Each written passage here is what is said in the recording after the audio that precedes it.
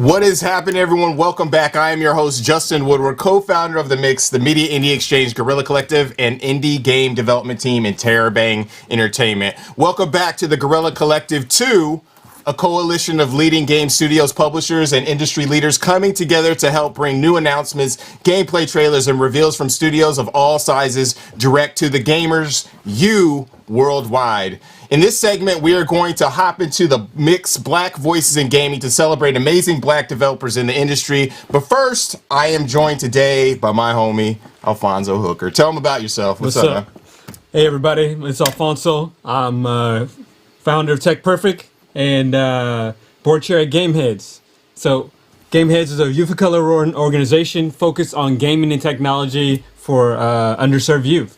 So please support the organization. Go to GameheadsOakland.org and check them out. Yeah, definitely support Gameheads. Gameheads is an amazing organization. Just a little bit about Black Voice in Gaming. It was created in June of 2020 during the Guerrilla Collective 1, during the protests and demonstrations that united us all over the world. It was pretty crazy. We're in turmoil, and we were trying to figure out what to do during this E3 season or showcase season, and we decided to work with folks such as Raw Fury and make this happen. Shout out to our sponsors for today's showcase: PlayStation, Xbox, Raw Fury, who helped to make this whole thing happen in the first place, as well as Humble Games. I am one of the advisors on the Humble Games Black Game Developer Fund, which has been an amazing fund. Also, shout out to Razer for their support. Yes, Humble Games. We funded so far, which is crazy, around 14 games prototypes right now. And some of the developers are on this stream, and we're on the previous showcase that we just had for Guerrilla Collective, and we'll be there next week as well. We also have a Steam event page, so check out the Guerrilla Collective event page on Steam to learn more about the Black Voices in Gaming titles, buy the ones that are available, or add games to your wish list. Wish lists definitely help the developers a ton, so go ahead and support them. We are also, this is going to be something new we're doing today, is we're going to be taking questions from Twitter. So if you tweet at Guerrilla Collect, it's not Guerrilla Collective, but Guerrilla Collect, we will pop your questions up on the stream and answer them as best as we can, or talk to the devs about that as well. Also, check out blackvoicesingaming.com. We're going to be populating that with the devs here. Enough of all that. Let's hop into our first game with Onsen Master from Waken Oni Games. And that is Derek Fields. Yeah, Derek Fields. Okay, we are good to go. Let's look at the trailer, and then we'll hop into the interview.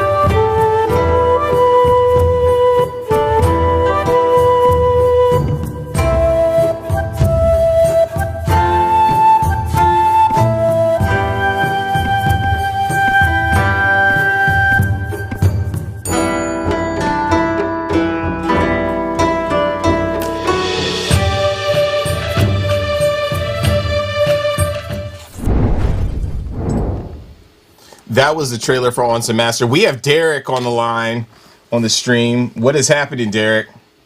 Hey, how's it going? Good. Thanks for joining us again. It was so awesome to have you on the stream last time and to catch up when you're so close to release. Or can I even say that? Yeah, you can. We are close. On Semester is coming out this year, and it's been going well. So it's a good time to be able to be featured here again. Yeah, and we have it now, so we're actually gonna be playing it live, which is dope. I was playing it for a while, last night, just kind of get the lay of the land, and it's really addictive. So Alfonso's going to be driving. Let's hop into it. Good luck. Definitely good luck. I was like throwing grannies left and right, or grandpas left and right on that. I was like, let me prep the bathwater, Can you tell us about basically how you got started and kind of where you're going from here? Yeah, it's been a bit of a journey. Own Semester, as well as my background in games, started with creating this game as a sort of hobbyist project. At the time, I was at a point in my life where I was, like any other post-grad, living with roommates and trying to figure out what you wanted to do next. And so, we started tooling about Own Semester as just, this might be something that would be cool to create. And as it started to take formation and really develop into something, we realized that it's probably a project that we'd really want to take further. And so we pursued Kickstarter, got a publisher. Shout outs to Whitethorn Games for supporting us, and now we're releasing this title. As far as everything else between there, a lot of us are working part-time, have lives that have gone on to do other things. I have family, all those types of things now. And so Waking Oni Games, we're pursuant of wanting to create games that insert Black individuals, BIPOC individuals into sort of anime-inspired media and narratives. And that's where we're headed with Own Semester and the titles to follow. Nice. Can you tell us a little bit about the mechanics and how you can? I mean, have you been? I know I gotta ask this, and that maybe sound ignorant, but have you been to a bunch of onsens? Did you go and try out all the pampering techniques and stuff? I did, and it was a combination of both. So Own Semester is inspired by the beloved Ghibli film Spirited Away.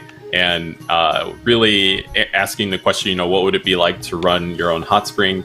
And so, yes, that did come with exploring various hot springs that were in Japan. I paid a visit to what's called it's north. Wow, I'm forgetting the name of the Kinosaki Onsen. I almost forgot. Nice. But it's basically an onsen town, and you can stay at a ryokan. You can stay at a bed and breakfast style place and visit the different onsen that are in this one town. So throughout that time, got a lot of experiences, a lot of hot dips into to the onsen waters, and had a really great time. It was a very, very learned experience. I personally am connected. I did do you know the Kimono Kodo pilgrimage in Japan? No. To the temple, so I did that, and we stayed in an onsen town, a hot springs town, and everyone had a hot springs, even at their, where they lived in the cottages and stuff. And then we would travel up the mountain, and it was so beautiful and serene, and you could actually see clouds that were coming from the hot springs that were covering the mountains, and it was just like an amazing experience. So it's so cool to see that you've created something that kind of captures that feel. Can you talk about how the mechanics play in, how you develop the mechanics and what you kind of got going next with the mechanics? Yeah. So, again, this is certainly borrowing inspiration from a hot spring. I would say if you go to your own hot spring, the experience that you're not going to have is somebody mixing ingredients and tossing that into the water for you. But we wanted to create something that could be manageable, kind of borrowing some of the fun themes that you'd see in other management games. And so your goal as the protagonist in this game is to sort the various customers that are entering your onsen and match the ingredient that they need, and dumping both of those things into the baths, all within a timely manner. Each customer has a certain meter above their head, which is kind of an indication of how much patience they have before they leave, and you don't get any points. You're just gonna fly right through that dialogue like that? Yeah, you just... I'm getting back in it. You're chopping it up, son. I gotta get back in it. I'm all about it. I read this already, homie. Yeah. I'm ready to see what kind of score you have. But yeah, so that's the main mechanic, and then there are various permutations on that. Different customers that you'll visit, or that will visit your onsen, as well as some key customers called yokai, which are spirits and come in a few forms, I would say. Yeah, I saw when I played last night. I saw one of the spirits, the black with the Cyclops. The Umibozu. What was it? Umibozu, which is Umibozu. water monk in Japanese. These are all yokai that you can if you go to Google, take your pick for research, but they are all yokai that exist within Japanese culture and have fun stories to associate with them. I would encourage anybody who's interested in taking a deep dive, pun not intended, for what yokai are. Check out the Kappa and read that story, because that one's pretty telling as well. What kind of are you?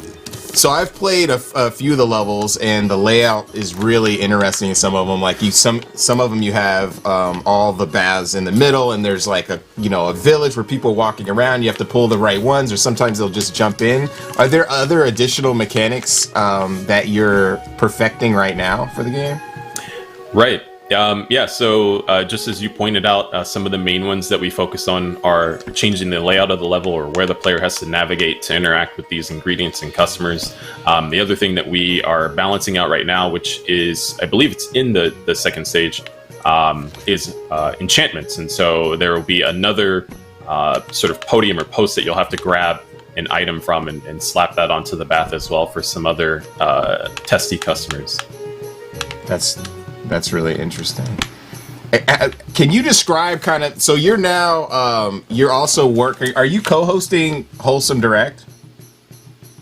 I don't know. Oh, okay. Because I know that you've been in Wholesome Direct, right?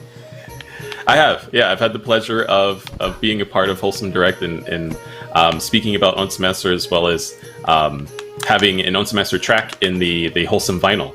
And so, that's so dope. That was really fortunate. Yeah, we have a special release track on that vinyl.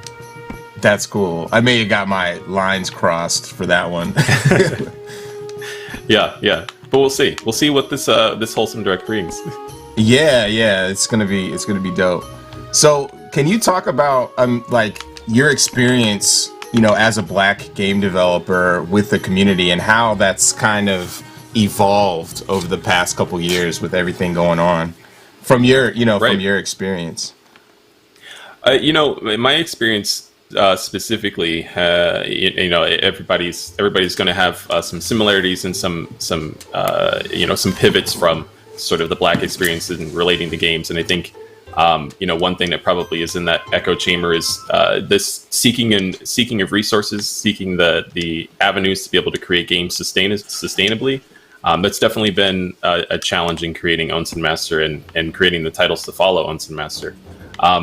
I am very fortunate that the time spent working on Onsen Master has led me to other connections, to build connections with other people that have led to more opportunities. And so this game starting from a hobbyist project to now being able to look forward to having a sustainable studio that can make other games centered on BIPOC narratives. I'm really thankful about that. In addition to my experience, I'm a part of the education sphere, and so wanting to give back and teach would-be developers and growing up students that are growing up in that space the tools that they need. That's been another avenue that has been pursued pretty heavily, and so all those things to say, like, I can't wait for what comes next, not only at Awakening Unit Games, but the other developers that are now getting the resources they need to create projects. And are you going to be using your studio as a pipeline for those folks to come in and learn from you? Absolutely. One of the things that is a small avenue to that right now, one of the things that I do is stream on Twitch and provide game development as well as updates on what we're working on. And so that usually comes with things like prototyping, talking about Onsen Master, playing games. But that's been expanded a little bit further. And so I'll be involved in some education spaces, teaching game design programs and 3D modeling, as well as illustration.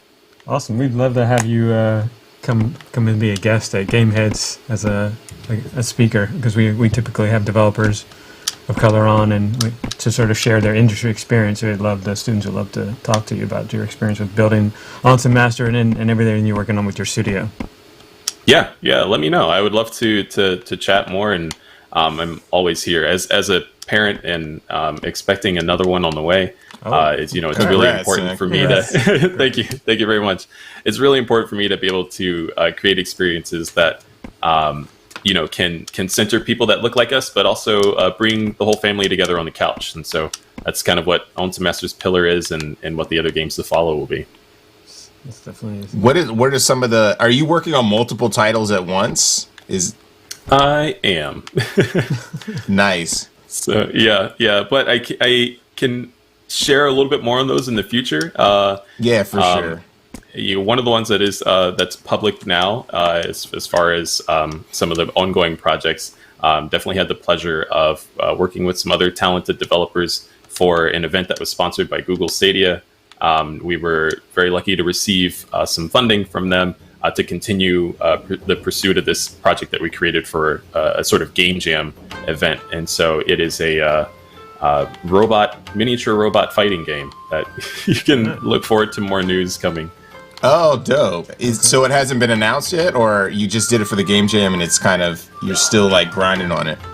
The game jam game that you can seek out is called Bushido Bots, and that is the project that we will be continuing forward. I don't know what shape or form it will take per se, but in essence, it will be the project that you can see or reach out and search for now. So all that's public. That's all stuff that's announced in articles and all those types of things. Yeah, definitely keep sharing that stuff with us as you continue your development efforts. We'd love to see sneak peeks of anything you're working on as well. So with this game, are you going to be doing additional DLC for the game and things of that nature? We have been talking about that one a lot. Own Semester originally was scoped to be a much larger title, and for that to go out as a first game seemed a little unwise and probably would stretch our scope out. I don't know how long I'd be talking about this game for the next handful of years. But as an answer to that, to still want to pursue, designing some of the levels that we had in the back of our mind, we are going to work on some additional content after the game releases. Might take the form of some updates, as well as one or two more levels. So, but we'll see. Looking forward to it. Yeah, the game is super fun. Yeah. Like I played an earlier version of it, and it's cool to be able to play some of the different levels, and I'm definitely looking forward to playing more of it when it's out. Where can we find you, and where can we find the game? Did you guys announce exactly everywhere it's going to be released? Yeah, so Own Semester is releasing on PC and console. I can't say exactly which ones per se, but you can catch all those individual updates on the Twitter account, which is Waking Oni Games. And then if you want to hear from me, it's just Waking Oni. All right. Yeah, shout out to Derek Fields. Thank you so much. And we're going to catch you next week also on the GameSpot stream. That's going to be really dope. Right. Like, you had a really great conversation with Timur. So looking forward to that. You guys should check that out. Thank you so much for joining us and sharing your game for sure. Love the game. Appreciate being here. Thanks for the invite. All right. The game is really dope. You caught on mad quick.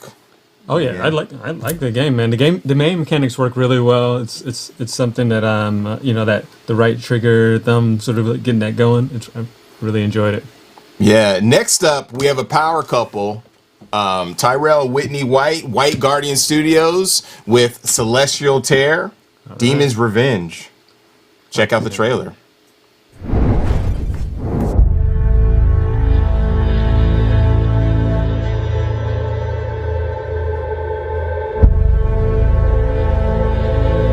The Celestial Tear. Perilous universe to a place we once called home. Taken away by a parasitic entity, we forge a new refuge on a new planet. A place filled with hope and life. There may still be time to prepare. From the darkness, we will combat this malice. War is coming.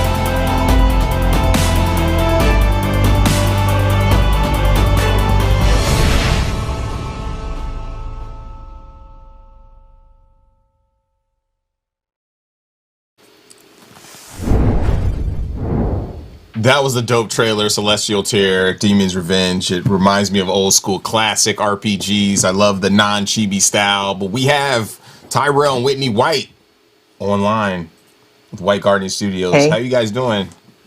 We're doing pretty good.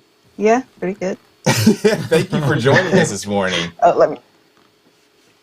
No problem. We're excited to come on here and talk about a little bit of things that we're doing. You guys Yeah, are doing definitely so excited much. to be Like, here. I'm just over. gonna call you guys the. Scoot over. Yeah, you guys gotta. I want to see your head in the in the Yeah, frame. Can you see it? Tyrell? I think that's better. Okay. That yeah, that's great. Yeah, you guys are the power. I'm just gonna call you guys the power couple. You guys are just like showing like pixel art, fighting games, RPGs, Yeah. action Yeah. RPGs. It's just so amazing. Like and your involvement in the community in general. Alfonso's gonna be I'm jumping in. checking out Demon's Revenge. To me, it kind of came out of nowhere. Can you guys just kind of talk, because you guys are working on so much, can you guys talk about Demon's Revenge? Yeah. So Demon's Revenge, this was actually a game that was released back in 2015. Oh, Yeah. we okay, had did okay.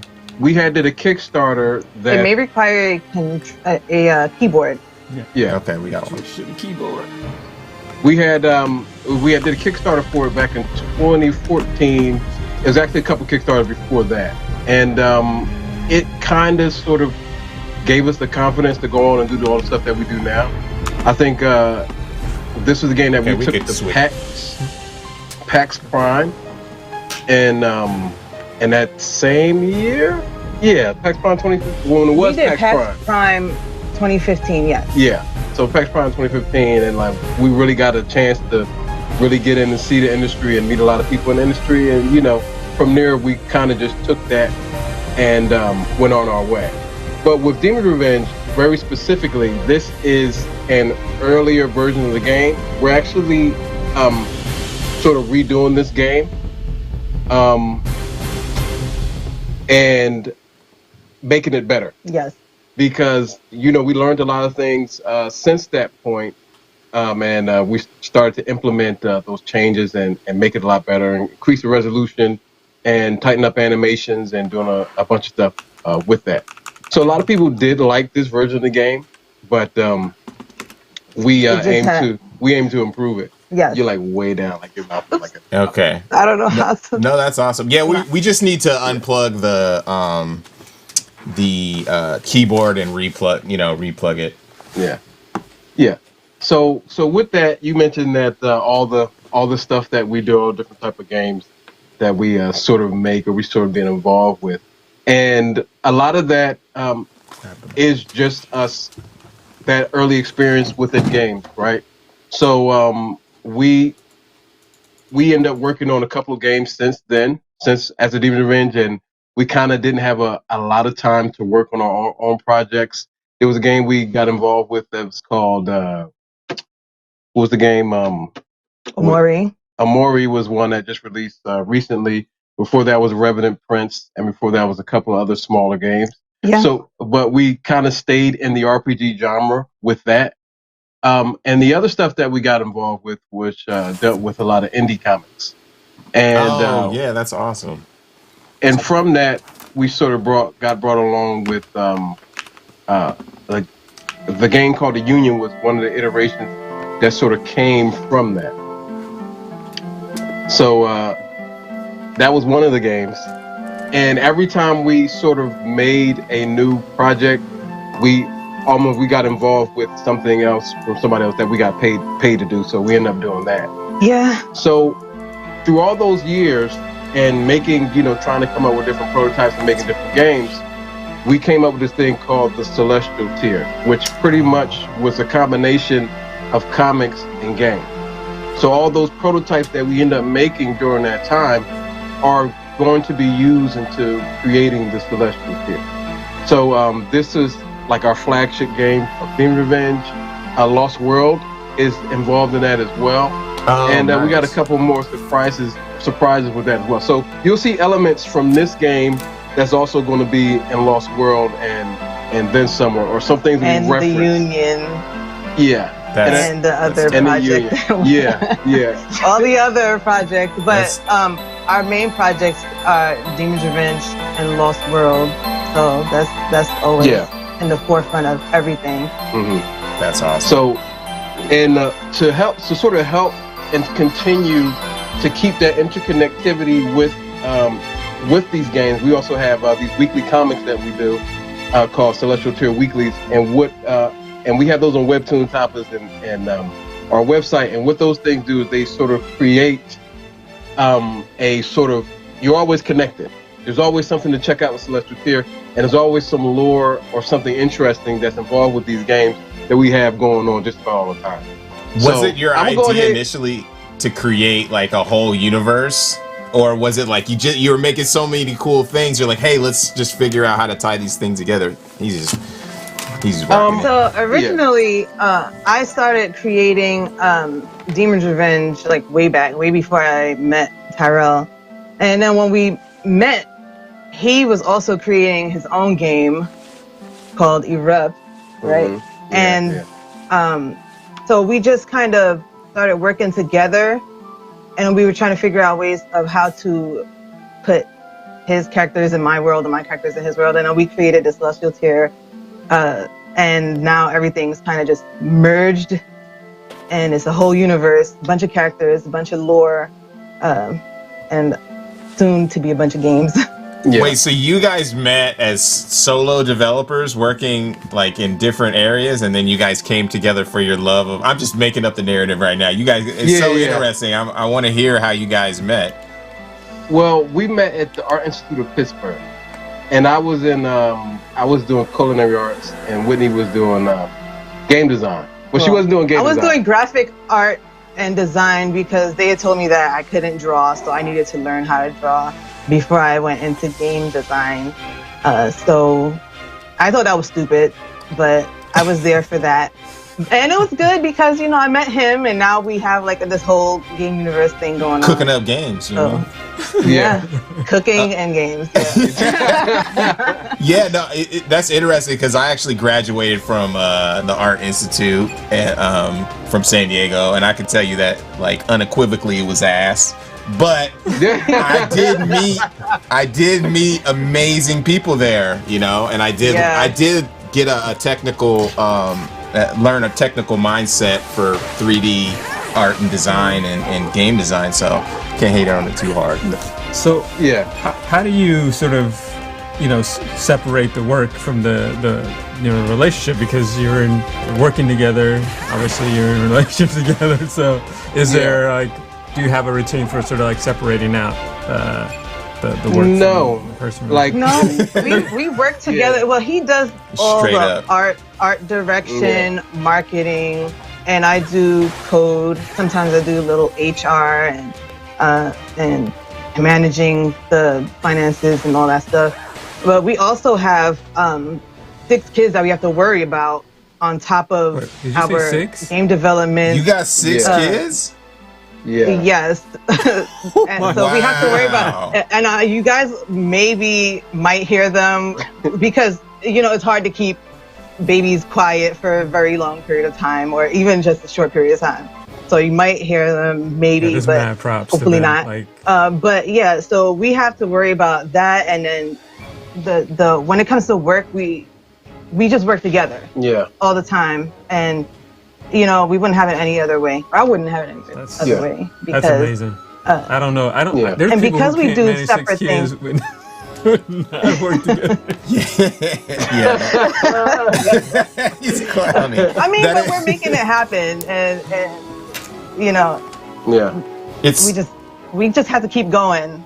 Yeah. It's so awesome because you guys are so passionate. Every time I talk to Tyrell, we or the last few times, we just go on tangents for hours. I'm like, yo, I only got 10 minutes, and we end up talking about hours about old school fighting games and brawlers and the state of the industry, and it's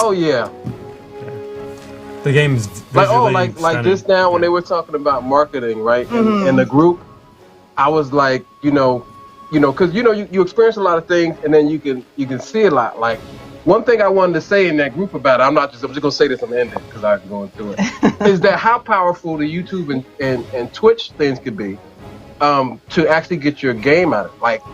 Like that is like number one, right? For really getting people to experience, not only like how we're doing this here to get people experience, but not just your channel. If you can flood YouTube and Twitch with your content, you can really get a lot of eyes on you. Don't matter how big or small, but you can really sort of get your eyes on it. And I'm gonna just stop there because I can go on and on about marketing because he mentioned it. But yeah. I'm not the marketing person. Yeah. He goes out and he talks to all the people, and I'm like the person in the background is like, did you get something going yet? Yeah.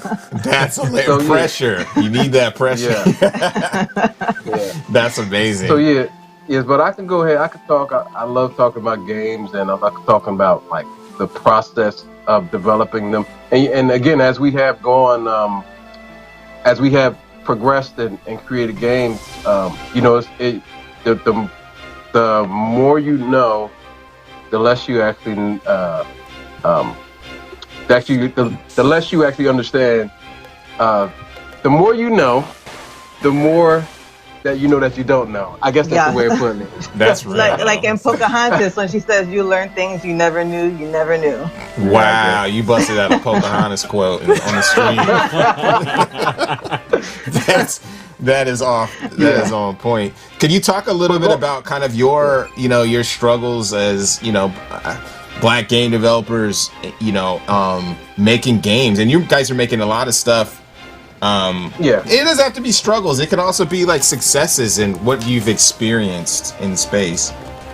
I think one thing that I'll say, like, I think one funny thing that happened is when we were in PAX, and it's like this white guy came behind. I guess he wanted to see what we was making, and then he looked on the screen and he looked at us. He was like, "Well, you don't see. There's not a lot of people like you here." And I thought it was interesting. And I laughed because I was like, I was like, it's not a lot, right? Because you walk and you see that space and you like, whoa, where's all the Black people?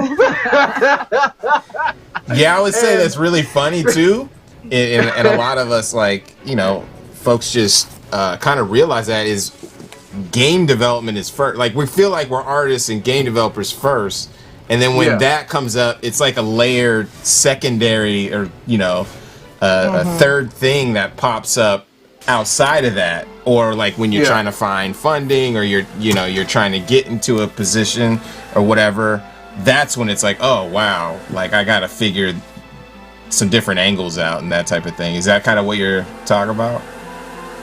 Well, yeah, it's I think our approach to it is that we really, you don't know how to use the tool. It's like we really just, like, I think the number one thing is like when you go ahead and you put your image in something, right? Or you put your perspective. Like one thing that we had was about this game, right? This game in particular had a lot to do with people being given labels and people receiving and looked at in another person's perspective, and they're being persecuted for it, right? And when we were working on it, the particular people who we were working on it, once they sort of found out what it was, they basically were telling us that no, that's not what this is about, right? So, yeah. Somebody's telling you what your game is about. I love that. Oh yeah, they're like but I think once they caught wind of that, they didn't want to invest as much as they initially did, right? Because of that sort of message. It wasn't even like a real hard one. It was like, because I was told, because before we started the stream, Whitney was like, as she does, because she don't like my marketing tactic. And I was explaining, I was explaining to her, oh, no problem. I was explaining to her what the game could be, what the game is ultimately. Because this version of the game is more like a demo of sorts of what we're actually planning to do with it. So I explained to her, like, yeah, this game is like if you took Castlevania and made it a JRPG, but instead of playing in the perspective of the monster hunters, you're playing in the perspective of the monsters, like Dracula, like Frankenstein and things like that, right? Like witches. But the difference here is that the monsters. We keep like that's hilarious. It keeps getting killed. Yeah, so we had like a little bit of a technical difficulty on the the keyboard thing. So our producer was actually playing while looking at the stream, so we were jumping back and forth. But yeah, that's interesting to see how you've integrated, that storyline in a very gorgeous game. Yeah, it's visually Thank stunning. You guys have done an amazing job with the game. The gameplay is really smooth, and I like the story as well. So I think that having these alternative stories is really important. Thank you. So this is the thing. We're on Black Voices Gaming. We're talking to developers of color. To other developers of color, what were the things or particular challenges that you say like are unique to developers of color that you want to share with folks? I think I'll go back to that thing about when you have, and I don't know how much this hurts you in general, but you do get a lot of flack. Like especially now, if you have like you have a certain character, or if you're looking at a certain perspective, you're considered a woke. You're considered woke. Like woke PG or woke. What's it called? Wokeavania, right? Or something like that. Just because your image. Yeah. Just because your image or something there, or either if you just put like a woman or something and something like that. You if you're part of these groups, these marginalized groups, you get sort of that label. And I think for a lot of people that may be discouraging if you don't just have like, 'cause when we do stuff, we just sort of like stump straight through it. We just go straight through it, and we really don't try to we try to keep our eye on the path. 'Cause we're doing a lot of things that people may say, you're doing too much, and we don't care. This is what we want to do, and this is what our plan is. Like just to say we had a lot of games. It's like, no, this is what we're doing because nobody else is doing it, and we feel like this is something unique, and we're going to go ahead and we're going to put all these forward. So I think when you're trying to get your vision, your perspective out there, you could get a lot of back, especially when you're working with publishers, right? Because that publisher may not be comfortable with the message that you're trying to put out there. So you have to be very careful with who you work with. Have you been in a particular publishing situation that you felt that way? I plead the fifth. This is a tell-all. No, I'm just kidding. You can't. You don't want to burn them bridges, but I totally understand that. Just in a political sense. In the past. You guys are also you're in the the Black Game Developer Fund, the Humble Black Game Developer Fund. So congrats on that. How is that particular game going? And do you want to talk a little bit about that? Oh yeah. So we're making Celestial to the Lost World, which is a JRPG where you eat monsters to survive. Yes. In this game, we're mixing elements of I guess tower defense, survival. We store JRPG story elements in like a smidgen of Pokemon, just a dash. Yeah, just right. Just a or dash. Digimon, it could be. And it takes either way. Yeah, Digimon. Oh, Digimon's a good one. And it takes place like on this lost planet. That's in amazing. This sort of in this the opposite of the universe, the anti-universe. But I say opposite very specifically because it is what the universe is fighting against. Because the Celestial Tier in general is sort of the universe, how it conflicts against each other, the different elements, virtue versus corruption and destruction versus creation. And it's basically how the universe so that's what you're in the anti-universe, you're in the bad place.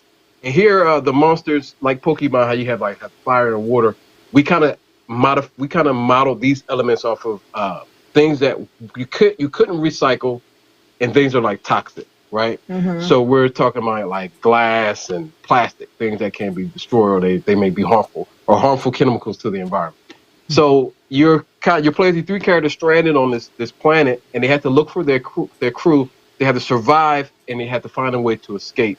You go through a couple of different biomes that are very different. It's a lot of Lovecraftian elements to it as well, where there's these sort of, I guess in Lovecraft you would call them what they call like Cthulhu, like old gods or something like that, right? Mm-hmm. And there's things that's going on, that's mystery that's going on. You have these people, these nomads there. So So there's gonna be factions. Yeah. All different kinds of monsters, like cool monsters that we call gorlings. Yeah. Which, by the way, our children have designed them first. Yeah. And then we kind of like stole their ideas. Oh yeah. That's so cool. Yeah, some of them, a lot, like I think it's like 90% of them were designed by our oldest children. Yeah. And I think it's cool seeing them come to life in the game. I paid them. We paid them. Calm down. It's not free labor. Yeah, you paid them by like giving a roof over their head. That's what you pay them. Yeah, right. That's what I'm saying. That's what I'm saying.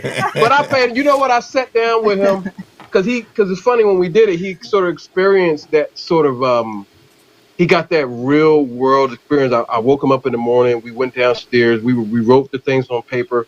We had descriptions. We wrote the stats. He had to write a small story blurb to describe the monsters. He did a bunch of them. I curated a bunch and put the best out there. And they were really good. I had the final say because, you know, sometimes you gotta filter out. He's the filter and I'm the okayer. So yeah, okay. So you make the final decision. Yeah. Oh yeah. He's like, she's not fun to work with. I'm very particular about things. Yes, very particular. We gotta have that balance. Maybe we can we toss up the trailer again?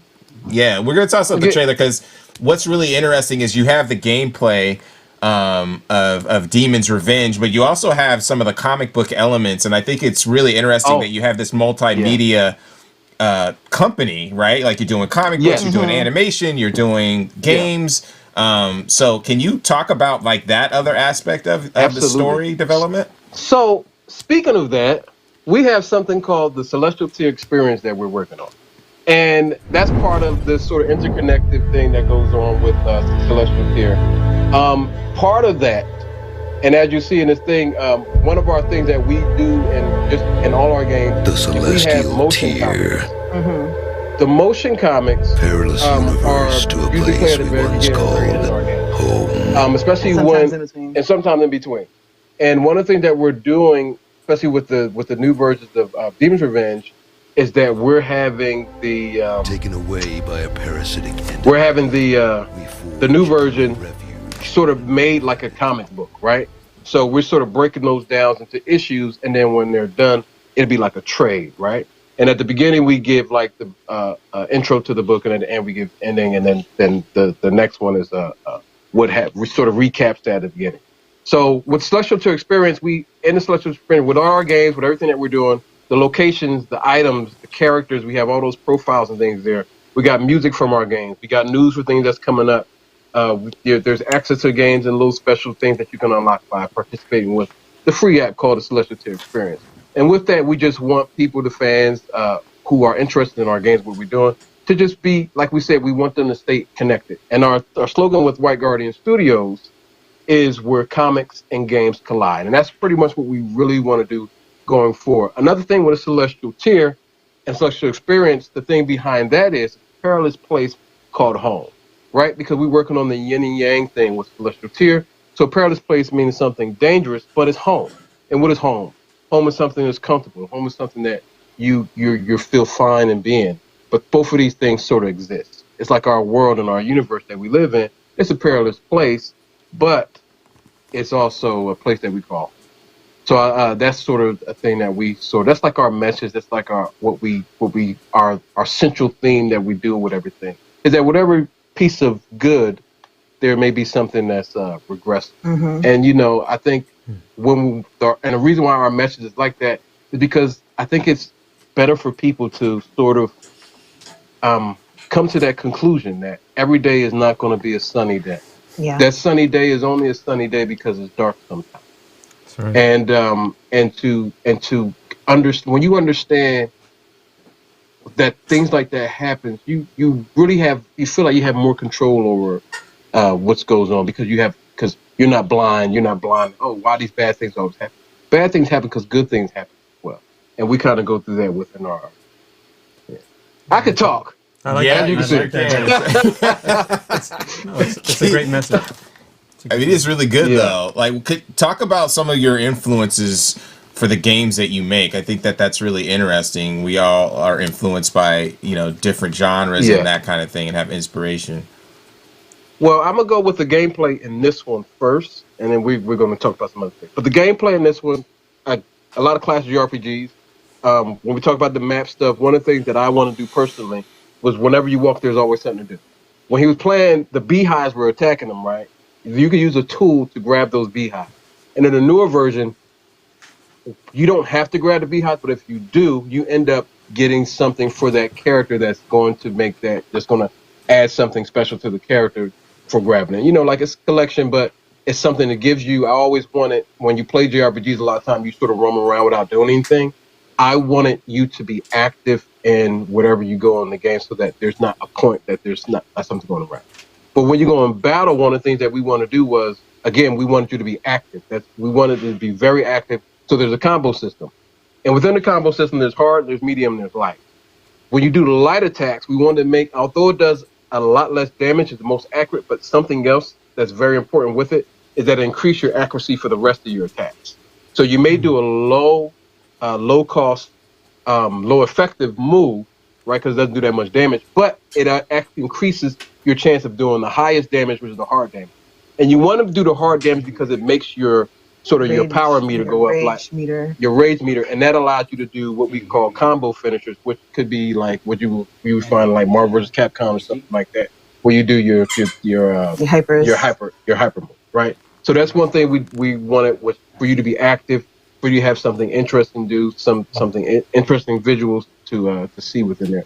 So a lot of that really came from the games that we played in the past, because even when we did that system, it was like we end up finding out about Xenogears later, and we're like, that's like we had never played it before, but then we really? heard about Xenogears, and it was like carbon copy kind of. Yeah, almost a carbon copy. Almost. So my big JRPG reference for the game that we made is Wild Arms. I like Wild Arms Second Edition. Wild Arms was dope. I remember, I remember when that came out right before Final Fantasy VII. I was like, I gotta play. Yeah, it was like real chunky. Yeah, it was dope. That's cool. And then my inspiration for this game was games like Suikoden 2 and Legend of Dragoon. Like those were extremely important to the development of this game. Like the sprite style is like directly from Suikoden 2. As far as the actor sprites. It's the sizes and the look, and it all came together. And we got the puzzle elements like from Wild Arms. Yeah. Then we also have the story driven content that we felt the flow of it would be. The flow of Suikoden 2 is like kind of the flow that we wanted to put in our game. Like it just kept going and going and going, and it was just awesome. Yeah, and that's something we're implementing in the new version. I think another thing to say is the battle sprites were heavily inspired by Capcom sprites. Yeah, right? yeah. And a big thing with that is, I look back on it and I say, we did a decent job. But the job that we're doing now and the help that we have now going into that is going to be it's already phenomenal. There's some of the animations that we're going to be able to do with the battle, and learning that and implementing that back into Lost World as well. The animations, the tiles, the environments, those are looking fantastic. Again, that came from experience, and I think that's one of the things that when you're starting games, we start making. I think one message that people say is, just go ahead and start. I think about anything, just go ahead and start, because you're probably not going to be as good as you want to be when you start it. But having your experience and continuing to go on, you're going to get better and better, and you're going to be making bigger and better things, right? And that's like exactly this. Like we started, and even when if you look at our past Kickstarters, the game went from one thing to another, it kept getting better. Our marketing efforts got better. We started understanding everything a little bit better, just because we did it and we just kept doing it no matter what. But you always have an end goal as well, right? And I think that really goes into making games. I think one of the things that, because you mentioned it before, we got the Humble Fund, and the Humble Fund has increase the quality and the value and the things that we're able to do and the time that we're able to do things. And I think a lot of that because there wasn't a lot of resources that we as Black developers had in the past, right? And now there's a little bit of things that's coming up, and it's making things a lot better. But what it does and how to increase the quality of our products, we can compete with anybody. You know what I mean? Nice. We can get if we're just like with the her. fun, and you show that we can compete. It's with just anybody. that when he uses marketing speak or marketing lingo like products and stuff, it just You can't. burns your soul. It grinds my I gears. get it. It It's- burns my soul. It's so I interesting. feel like it's passion, but when you put the word product into it, it's like It is what it is. I mean, think yeah, we do have to market it, but It at is. the same time, like But you got to understand. it's you gotta getting hot in understand- there real quick. It's getting hot. Yeah. But you got to.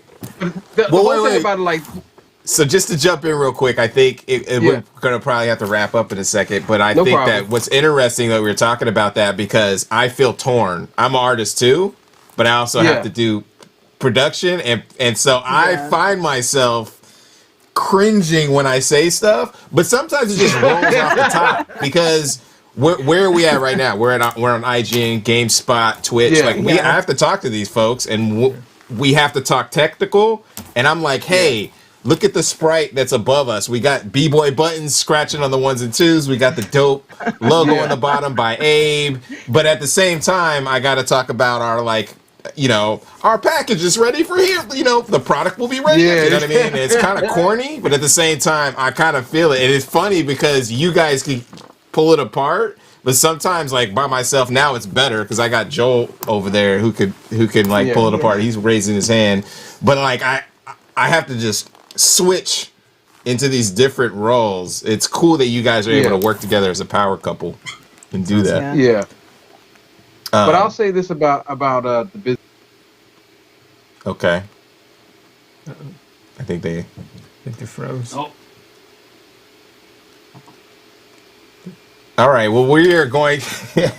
We're gonna say to peace out to Tyrell and Whitney White, and then we will come back with our next game, which is Andrew Augustin with Notion Games Ubi Island 2.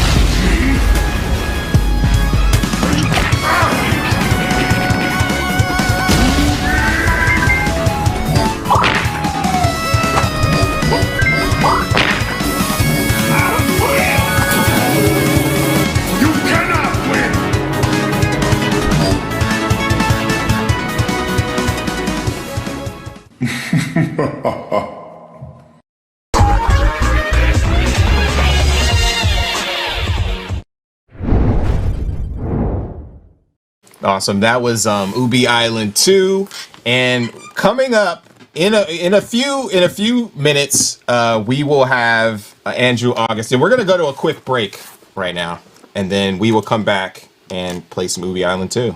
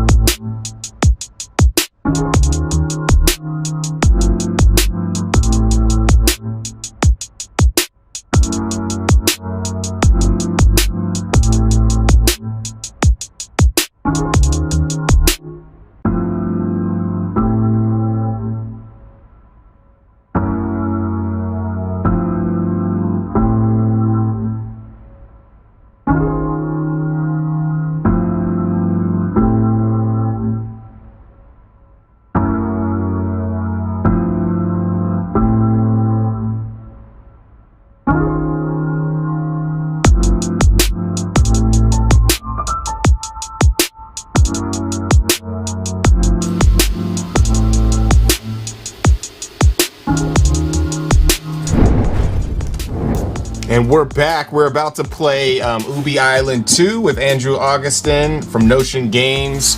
And we have him on the line. What is happening, Andrew?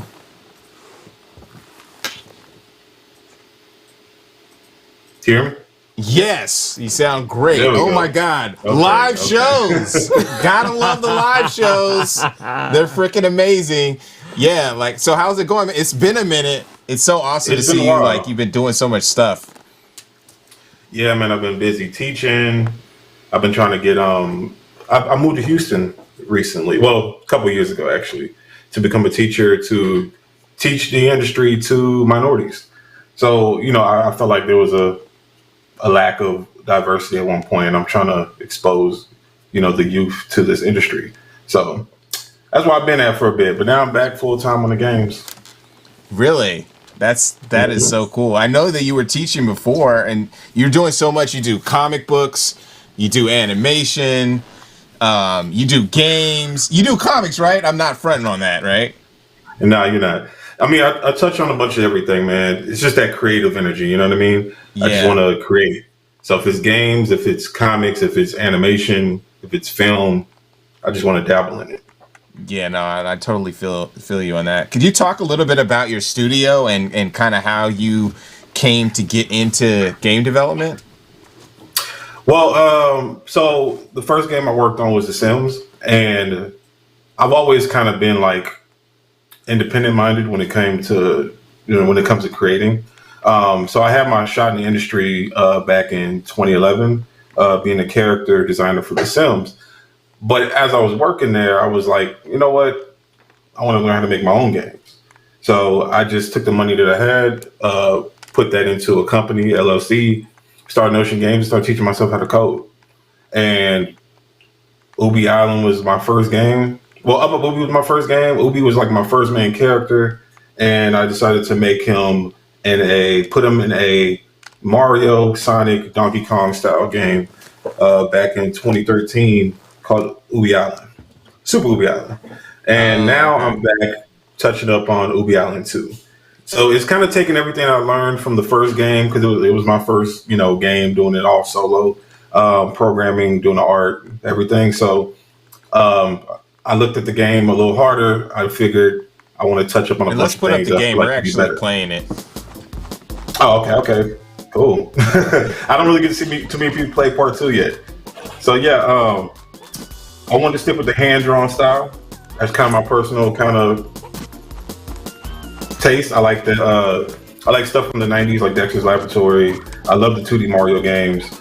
I love Donkey Kong Country, all these things. So I kind of been taking the inspirations for all those games back in the day. This is just like a big homage, kind of like taking all those games and putting them in one pot, mixing them together. So I'm I sorry. was just gonna say I really like the flow. Like if you press, I think it's B where you can roll. So you have this like Sonic feel. Then you could double jump and use the balloon to glide down. It has this like really speed runner style flow to it. It's really fun. Yeah, thanks, man. I incorporated the roll again. That was kind of taking elements from Sonic. So part 2 is a lot more Sonic influence than the original. The original was more of a Mario influence. This one is adding a lot more Sonic elements to it. So I wanted to be able to give players the ability to be able to speed run. So I'm kind of designing the levels around. I put a new combo system. So if you land on a various amount of enemies, multiple enemies before you land, adds up as a combo. I just want to be able to give players the tools to be able to speed run, build up a bunch of combos, get a bunch of points before exiting the level and stuff like that. So this one is definitely taking into mind the whole speedrun genre. I couldn't get past that part. I'm like, how the heck? How do you get down there, man? That's dope. Yeah, so I gave him a bunch of new abilities. Like I try to just give the character as many things as I can. He can double jump. He can wall jump. He has a balloon. He can do like a slam. So if you jump and slam on that enemy, it'll allow him to go even higher. So the same way you kind of did the if you do that move right there when he comes up, it'll bounce you higher. Oh, okay. All So right, you have to press it once, it'll bounce, and then you can jump. He went ham real quick. I know in hand. That's it. All right. So how does it dip? Like, how was your experience with development? Because you started this like shortly after you started Ubi Island 1, right? But then you kind of took you went into teaching. You were doing some other creative things, and you're like now you're really coming back to it. How has your experience changed? You know, from now, like, kind of evolved for you to now get back into this. Well, just working at different games in general. Like I went to Australia for about 2 years working at a casino game company. So a lot of experience that I picked up working there, I kind of try to bring over. I started looking more at basically, I wanted to give. So the first game, I felt, even though I liked the style and everything, I went with it. I felt like it was a little flat. You know, I was kind of learning how to do environments more, kind of have the environments feel more vast, if that makes sense. Yeah. So with this mini game, this is like a mini game room where you have to land on the platforms in numerical order, and that's how you got to figure out how to go from 1 to 2 to 3 to 4 and so forth. I'm sorry, I'm jumping around as I'm watching them play. So, no, that's part of being a dev. You gotta like, yo, this is how you play it. Yeah. So yeah, man. Like for 2, I wanted the game to feel a lot more vast. Like he's in this big world. I wanted to up the animations. I want to carry over. So the first game we had a lot of music, custom music, original soundtrack. Soundtrack is really something I find very important in games. So Ubi Island 2 is going to have a very robust soundtrack. We're looking at roughly 40 tracks for it. And I just want to kind of take a bunch of stuff from the 90s. Like Streets of Rage was really my influence for the soundtracks. So I love how Streets of Rage has a really good soundtrack. And that's one of the things I really remember about the franchise. So I wanted to kind of tie that into Ubi Island. So like I said, Ubi Island is a combination of everything that I like growing up in the 90s in the games that I played. It might not be... See, he's finding all kinds of... That's what I'm saying. He's finding all kinds of bugs I didn't even know existed. When I was trying it. Yeah. So yeah, it's definitely like one of the... It's a game that's supposed to be challenging. And I'm trying to work on the difficulty curve to be, you learn the moves as you go, and then go to the red door. I want to see you try the boss. So, and another big thing, it's the door at the top. At the top. Okay. So another one of the things that I wanted to do is basically bring in a lot of boss battles. So this kind of is where like the Mega Man influence comes in, the Sonic influence comes in. I noticed Mario had bosses, but they weren't really that challenging in my opinion. So I kind of wanted to bring the kind of challenge element of boss battles and stuff to Ubi Island. You got smashed up real quick. That was... I can't front though. I know it's not. It's definitely not easy. No, it's not. Get it? It's not. I mean, as a developer, you play these things over and over, and it becomes second nature to you. So I'm still developing it. And then I will be doing play testing and then tweaking the balance and all these other things. But I'm gonna have to try. I want to try next now. Have you tried? He's like, not right now. You got to try one more time. All right. So you do everything on the game. You do the composing, art? Or I don't do the have music. A composer, right? Yeah. I have a few people that I like to use. We've been working with each other for years. Yeah. Okay. But I do all the animation, the character designs for the most part. I have my boy Edward Dennis. Actually, he's helping me with the cutscenes.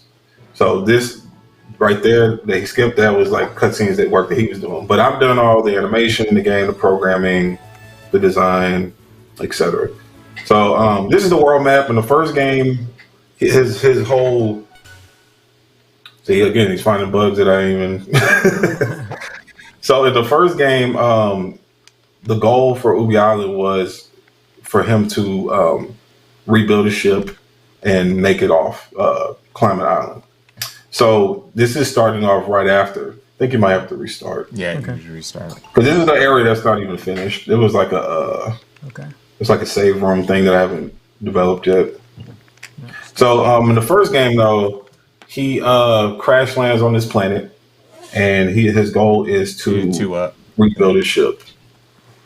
His goal is to rebuild his ship and then get off the island. The second one carries right after the first game, and he's able to fly around in his ship and actually use his ship in various levels and traverse the world with it. That's dope. So you while you were working on the first one, you did a lot of you went the indie route with, getting a publisher, doing self promotion. What kind of lessons have you learned that you could tell people from that experience? It's really tough. Like, making the game is one thing, but then marketing it and promoting it, that is a whole different beast. Like, and trying to figure out, find funding, because all this has been made off of money that I've been doing by like doing graphic design or working jobs. So, finding money and things like that, it can be really difficult, and it can be really difficult to produce a game when you don't have the funds to do it, especially if you don't have the funds to hire a team or anything like that. So, but all that experience and I'm still in that route. I mean, I did just sign a deal, so I do have a publisher and I have funding now. And awesome. For this game, and pretty much the studio. So future awesome. Titles and everything. Congrats on that. So thanks, man. So it's gonna be that's one of the reasons why I left, teaching, because now I'm gonna continue building the studio full time. I think that's like a really interesting point. Can you describe that process of getting funding for your studio? I mean, you don't have to disclose anything you can't, talk about, but I think people want to know how you make that something like that happen. It's kind of one of those things where it was weird how it happened, to be honest with you. It was because I started doing film, I started getting networks, like I started networking with people in film. And I was asked to basically direct a small film in the summer. And basically one of the people at the meeting was like, oh, you don't know who that is? It's Andrew Augustine. He makes games, this, that, and the other. And there just happened to be investors at the table. And they looked at my content and they decided to negotiate a deal with me. So that was kind of just happens. It just kind of happened that way, So I know that's not really helpful, but that's just kind of how it. But I will say something though. You had to prepare. You were prepared for that moment. You know what I mean? Success is opportunity meets, preparation, right? As they say. So like you were kind of grooming yourself and building and learning how to pitch to people during that process. So that's very serendipitous in the first place. Yeah. I had, because I've made games before and I have comics and I have, so I had this, amount of content that was already created and original IPs and stuff like that. And they looked at all that and was like, wow, you're really just missing the marketing. You're missing the marketing and the push. So they wanted to get behind. So I guess to them, they saw value and with everything that I've created, which was kind of like, it's kind of daunting because it does kind of, you do kind of have to produce. I had to produce a bunch of different things to get to this point, if that makes sense. Yeah. So it's kind of hard to, from an indie standpoint, I don't know how other indies do it where they never actually, develop their own title and they get funding. But my route was constantly keep creating, keep developing some content, put out content, and then basically just had all my business stuff together. I had all my, my company Bible. I already had all that ready. So if anybody asked me, I could pull out the document. They see all my characters. They see the projects that have been completed. They see the projects that are in development. And even taking everything that I've taken all the publications, like any kind of media coverage of any kind, I've documented all those things. So it was kind of like a presentation to be able to show them like, hey, I'm serious about this. This is the content I've been creating. This is the kind of the, this is how, my content is getting out there, at least in different, because I've been appearing in Magazine, Forbes 30 under 30, Wells Fargo did a feature. So I had all these different things that I was showing them, and that pretty much to them was like, okay, here's a big opportunity to kind of team up with him and really try to bring this company to a higher level, you know? Yeah, so you had like that. I remember I met you through Shauna Yeah. Mills, and it's another kind of serendipitous moment because then we've connected over the years when you got your first publishing deal, and we were talking about like I was talking about my experience with publishers, and it was like very, it was hilarious, but it was like also very educational. So, Yeah, it's been a while since I've seen her too. Really talented artist, man. yeah, she's killing it. Yeah, but yeah, you know, it's a journey, man. It's been a journey. I've been at this for almost literally a decade, you know. So it took a lot of late nights, uncertainty, learning different skills. Like not only did I have to learn how to draw, but then I had to learn how to create assets for video games, which is different than just learning how to draw in itself, if that makes sense. Yeah. And you're a developer, you work on projects and stuff. So it's like, then you got to worry about programming. Then you got to learn about user experience and how they interact with the title and all these different things. And it was just like, I don't know, it's crazy that I continue to do this because this is not an easy industry whatsoever. But I guess having the passion to create is a big driver and kind of really helps. Hopefully anybody get into a point where they can land a deal and get opportunities and be able to, bring their projects to fruition. Yeah. What would you say to upcoming developers to motivate them to become successful in the industry? My biggest thing, like dealing with my students, I kind of have to gauge what are their aspirations, right? Do they want to be indie? Do they want to make their own content? Do they want to join teams? Do they want to work at a big developer? Like, do they want to work at EA or something like that, right? And then I would just tell them, so if you want to be indie, you have to be willing to wear as many hats as possible. You have to be willing to pick up a pencil if you don't know how to draw, because you might have to be the one doing the art if you don't have the funding to be able to, hire an artist.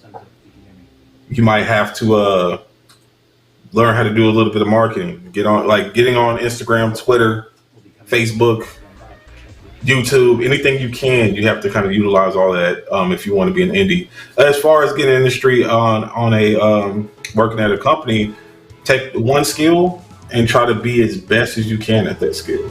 So if you want to be a concept artist or animator, animate, and get as good as you possibly can. So it's kind of different approaches depending on where you're trying to go.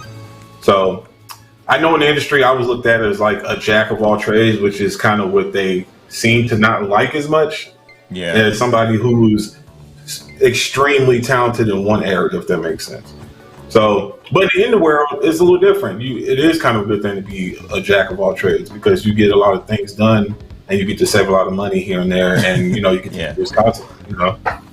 Also, I think a jack of all trades, at least from my standpoint, is you get to understand what engineers do, right? So then you're able to communicate with them better, or what animators do, or designers, or project managers, because you have to like dabble in all of it. So you have an understanding in a different like lexicon and language that you can use to communicate with other people, and that you end up becoming like, a director or a producer with a good eye. Exactly. Yeah. You do. There's a lot of benefit to it. There's a ton of benefit to actually learning the ropes on a lot of different areas, because like you said, you get to communicate and basically be able to direct a team if you need to. And at any level, you probably will need to. So, I'm sorry, that boss is like... I'm going to try one, and Alfonso here is going to ask a couple questions. That's right. Oh, yeah. What's up, so Alfonso? you switched from teaching to running your own studio. How was that transition for you? Well, I was running my own studio first, and then I went to teaching, and then I'm back. But the transition Has been pretty smooth. I mean, the one thing I would say is that while I was teaching, I've kind of been missing being in the industry and working because teaching is a full time job. So I'm teaching other people to do what I want to do currently.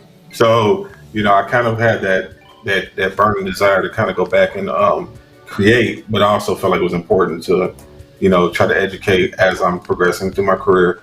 But yeah, coming back now, I don't have, I mean, now that I have a deal, I have a safety net per se. But like transitioning from indie to working, it gave me at least a stable income. Yes. Yeah. And is there an opportunity for like the students you're teaching to help to work with you in some of your projects? Are you using that as a way to sort of educate them on the industry? Yeah, actually, I have a program coming up where I will be basically funneling. Because one of the issues that I found as being a teacher is a lot of students who have a passion to create can't really afford college, right? Especially like art schools these days are really expensive. So a lot of them leave and they kind of just stop creating. So I'm starting something where I will serve kind of like as a bridge to the industry.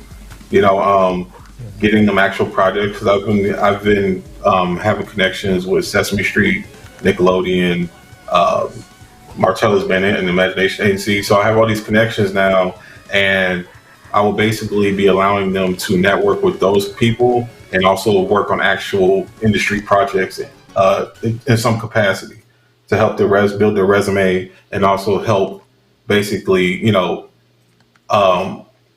help basically get them connected in the industry without actually having to go the college route if they're not able to. Correct. That's dope. Well, thank you so much for joining us. Where can we find out more about you? Where can the folks find out more about you and the game? NotionGames.com. I will be doing an overhaul of a bunch of stuff now that I'm back. I'm literally like just left the high school graduation this morning. So I'll be doing a whole bunch of restructuring and getting everything going, getting back into development on Ubi 2. But yeah, you guys can find me on that or on Instagram at Nintendrew, NIN, 10, and Drew, DREW.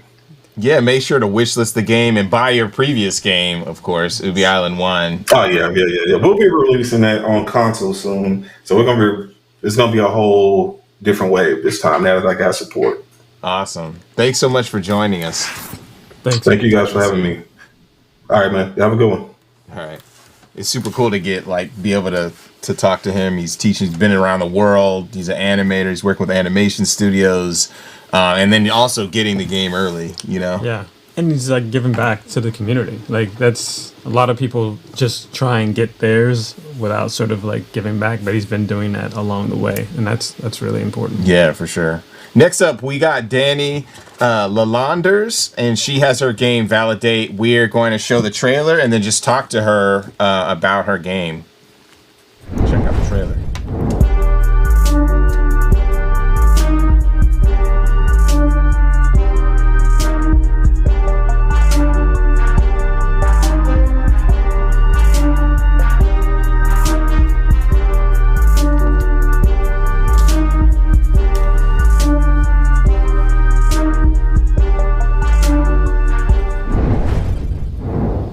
That was a quick trailer for Validate. We have Danny on the line.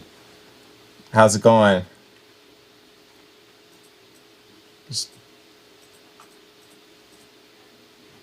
Okay.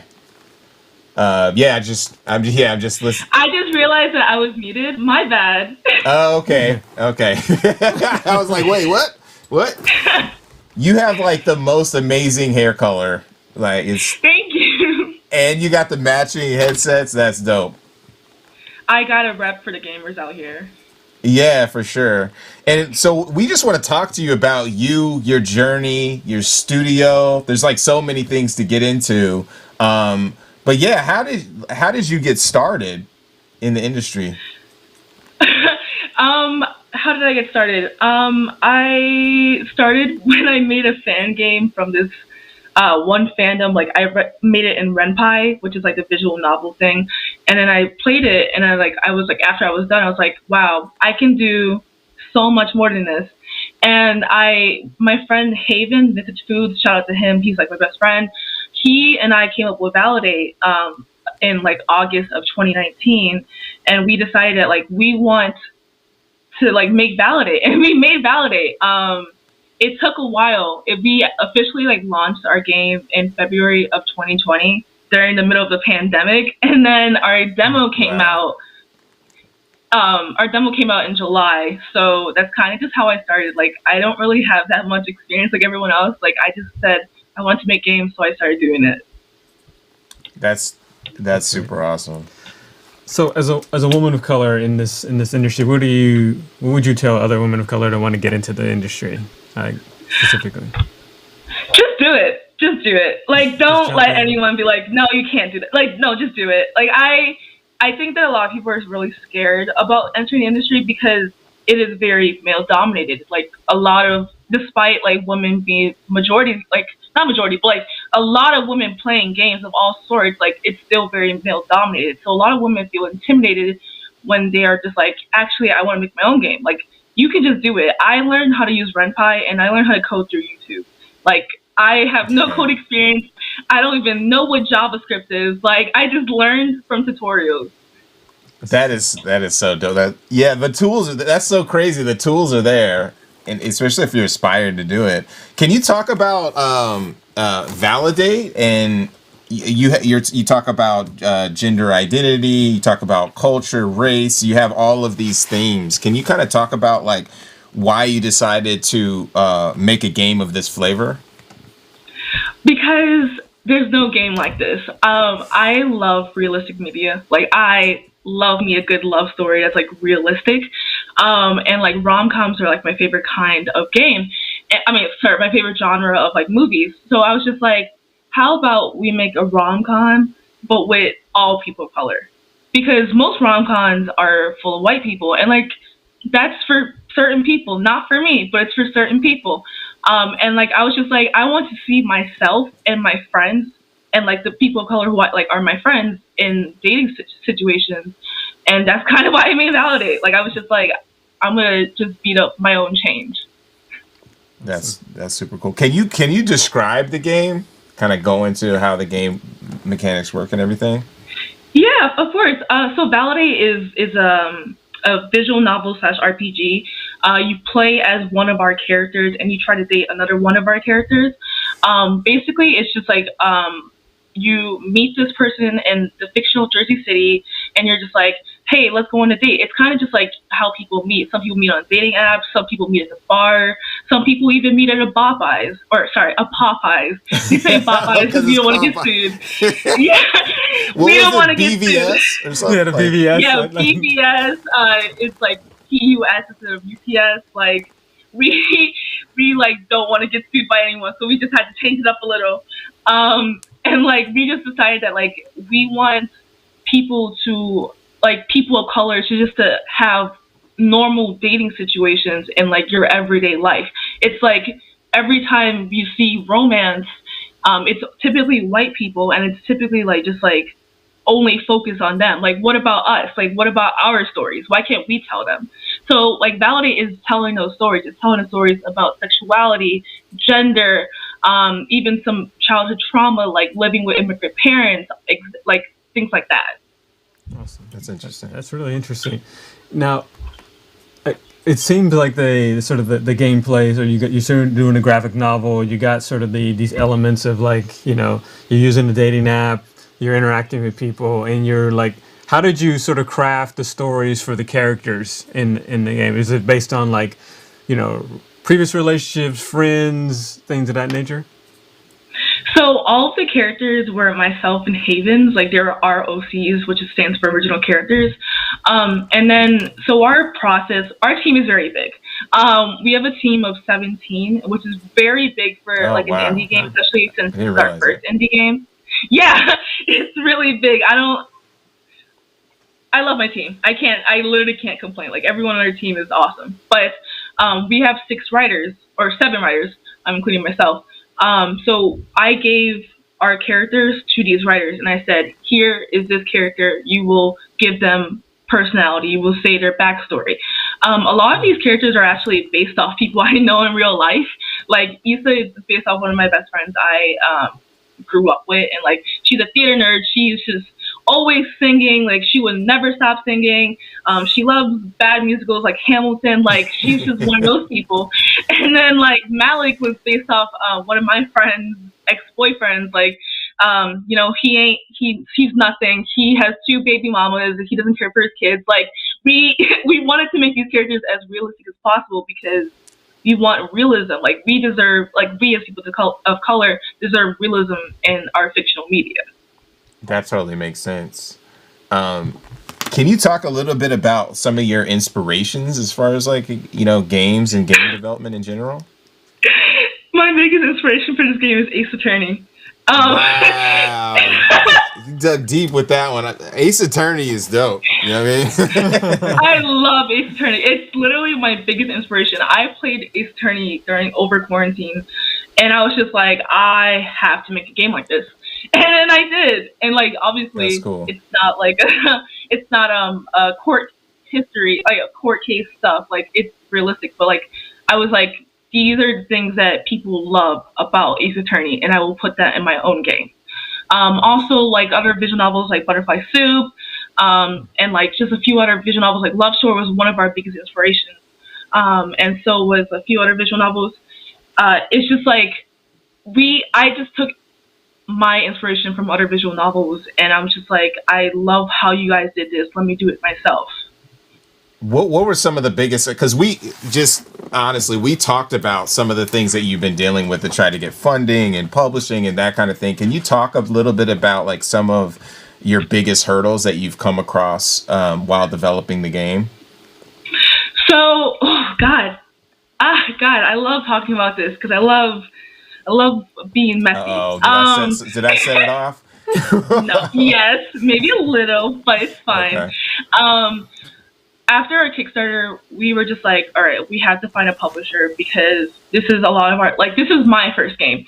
I'm a first-time developer, and this is a lot of the team's first game. So we were just like, let's find a publisher so they can help us out, give us some funding so we can, like, actually, like, live, and as well as we, work on our game.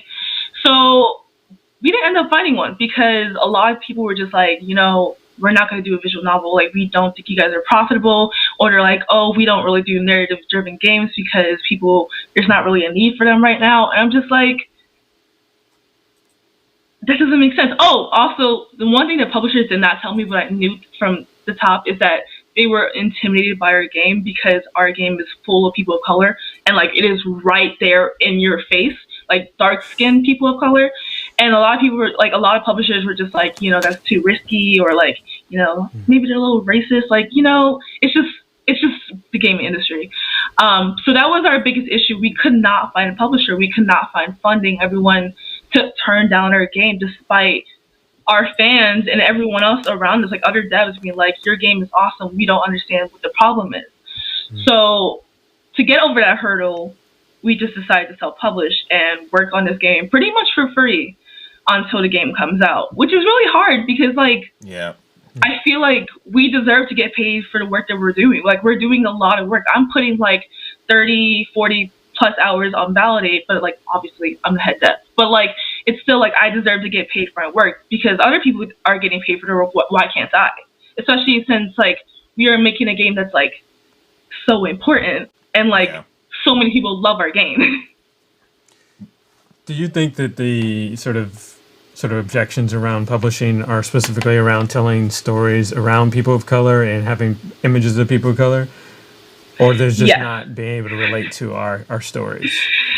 I mean, I think it's a little bit of both, but mostly the former, because a lot of people are just like, they see people of color and they automatically assume it's going to be dangerous. Like, because, you know how gamers are. Gamers are very racist. Gamers are very, sometimes they don't have the best opinions. They are very reactionary. And, like, it's not, like, that's just not okay. Like, and, like, the fact that, like, a lot of publishers are scared of that, backlash, like, when Validate first dropped their Kickstarter, we got hit with so much backlash from like that side of the internet, and like it was some of the worst things I've ever seen in my life. But like at the same time, I don't care. But like it's just like it's like it's the vocal it's the minority of people that are most vocal are the most kind of grimy in that sense. So I totally like see what you're saying and why, you know what I mean? Why they're running for the hills or whatnot. So that's very difficult. I could totally understand. Yeah, it's crazy because publishers like I've had a publisher tell me like the reason why we didn't take your game on is because there was a point in time where if you looked up Validate, it was just all of the racist people instead of like, our game itself. And like that's just like that really broke my heart because that's not my fault. Like I'm making a game that like is for me and my friends and people who look like me and my friends. And you're letting these racists win by not taking my game on because you think it's going to be bad press against your company. Like, that's not really fair, if that makes sense. I don't know if I'm making sense there. Yeah, no, you totally make sense. I think it's a testament to your character that you're pushing through. And, once you make this game, you self-publish this game because, Lord knows I've done this. Other folks on the stream earlier have done this. And when you break through, you're going to have so many opportunities, so... obviously, I'm just gonna say keep up the good fight, and hopefully, like you get some. You know what I mean? You get your just deserves within the community that you're representing. Which is pretty awesome. Yeah. No, thank you. I just like I'm not mad about any of this, and like I have to remind people that like I can't be mad about it because this is just the reality of the situation. Like I can't do anything to change about it. But like I'm learning. Like this is my second year as a game dev. I am learning how to go about things. I'm learning how people react and how people act in this industry, and I'm taking notes and I'm reminding myself that I can't be this way. Like I have to stay positive because at the end of the day, I'm making this game and this game's going to come out. Like that's just the end of all things. Like no one's going to stop me from making this game. And once it's out, it's going to be a hit. Like I like not to be too big-headed, but like I already know this game is going to sell, and I already know that our fans are going to like our game because they've showed us so much support. I do it for them, not publishers, not for money. I do it for our fans. Yeah, and that's like the heart of a indie dev for sure. Where can we find out about Validate and find you, online and everything? So Validate, the easiest way to follow us is on Twitter, Validate Game at Twitter. ValidateGame.com is where you can find all of our links to social media, our TikTok, Tumblr, and like other things. We have a Patreon if you want to help support us. We also, for me, you can follow me on Twitter. I wouldn't recommend it because I tweet a lot, but you will be entertained. Yeah, I do. I tweet a lot about nonsense. I was literally tweeting about Naruto earlier today. But you can follow me on Twitter at DANULMAO. You can find it on a Validate site on the head devs list. That's pretty much where I am at. Also, email us if you have any questions. Yeah. Thank you so much for joining us. Make sure you're on the wish list page, right? We do have a wish list on stage. Yeah. Okay, cool. So check that out at the Guerrilla Collective event page. You're so awesome, Danny. Like you're such a warm soul, and of course, I'm gonna give you another compliment. Your hair is just freaking amazing. So thank you. I don't know. Thank you so much. Thank you for sharing your story. Thank you for having me. Yeah. Talk to you soon. All right. Yeah, her story is really amazing. It's cool to see her really muscling through and self-publishing, man, that's hard. Yeah, and 2 years into development, and she's like self-publishing a game. That's crazy. Next up, we have our friend Triple OG. Oh yeah, Tony Barnes. We got Tony Barnes with Retro Ninja with Run Die Run Again. We are gonna go to the new trailer, and then we're gonna be playing the game.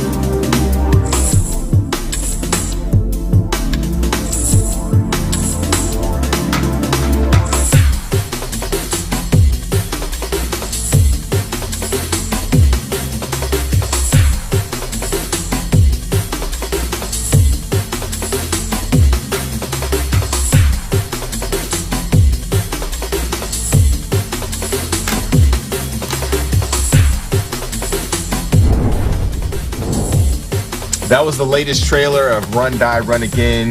We debuted earlier on the Guerrilla Collective. We got Tony Barnes. It's always great to have Tony on board. What's up? How's it going, Tony?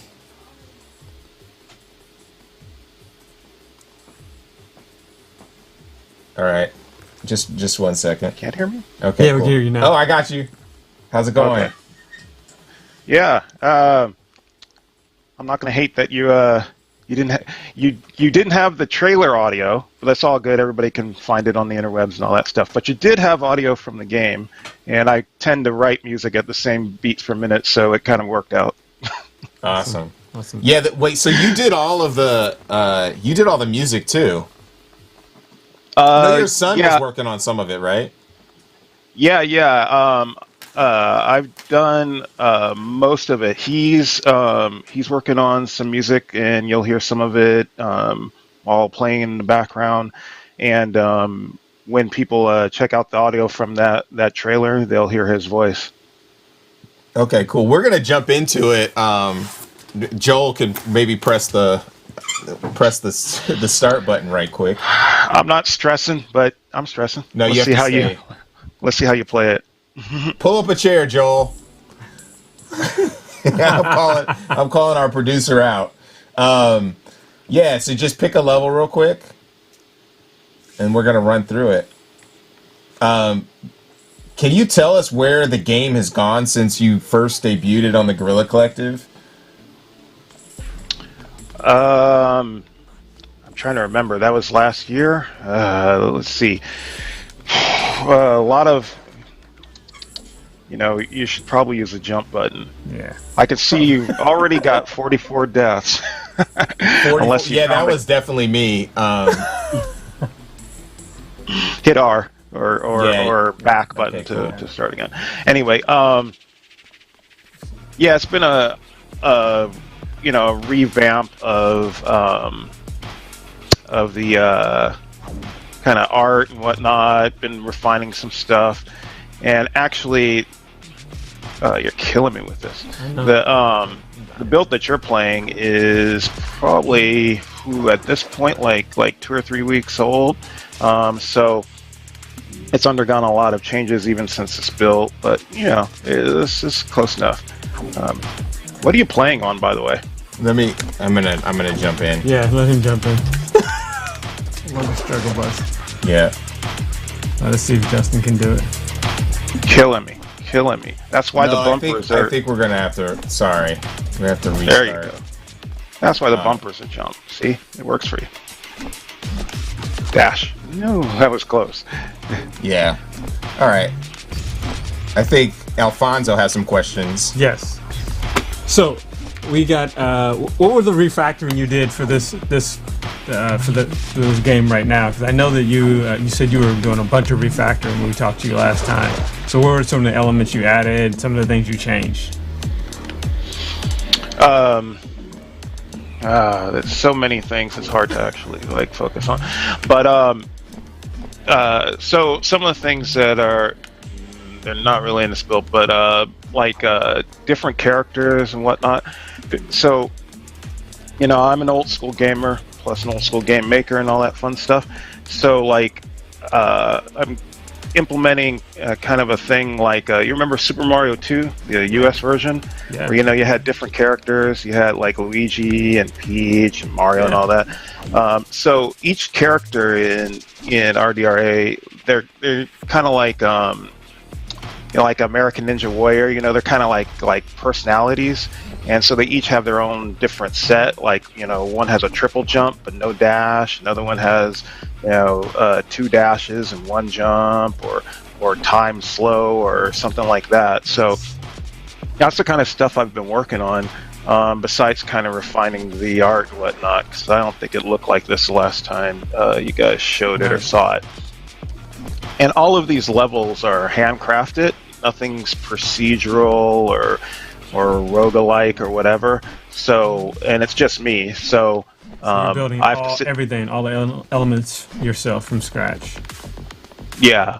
I mean, I'm not into making mountains and rocks, so I bought those. But So it takes time to build stuff like this, and then every time I add a new ability or a new character or something, that means I have to go back and make sure that everything all lines up, and I don't know, you can't just hop out of the world.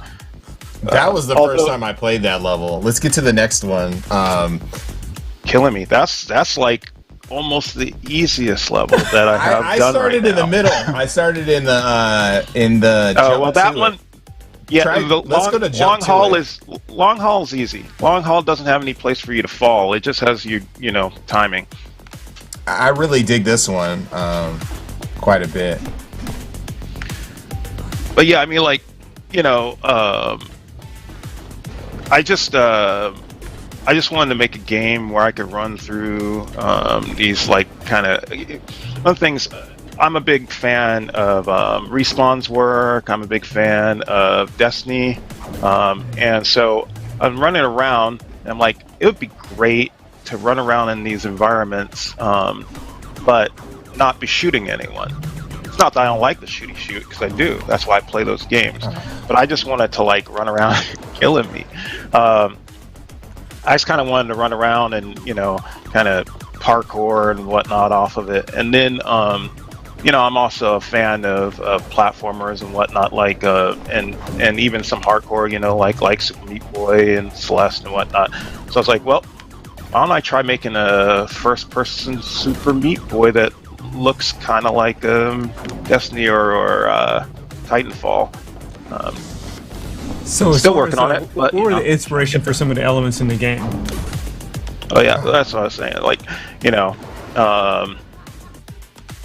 like I said, Destiny and all that kind of industrial kind of look. I really dig it.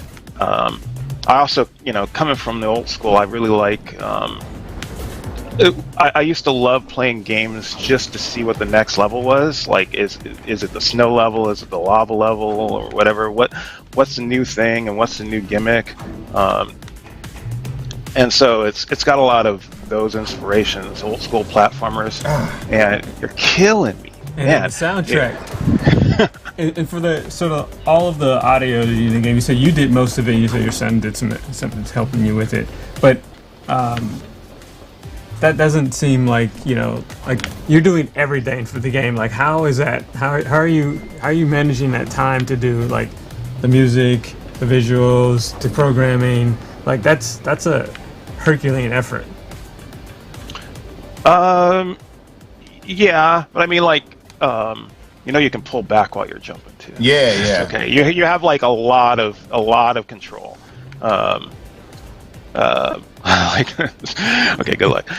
Anyway, so the thing is like making games is really hard. Every once in a while, you're going to find yourself kind of struggling.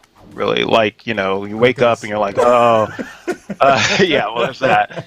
But it's like you wake up and you're like, oh, I don't want to code this thing today, right?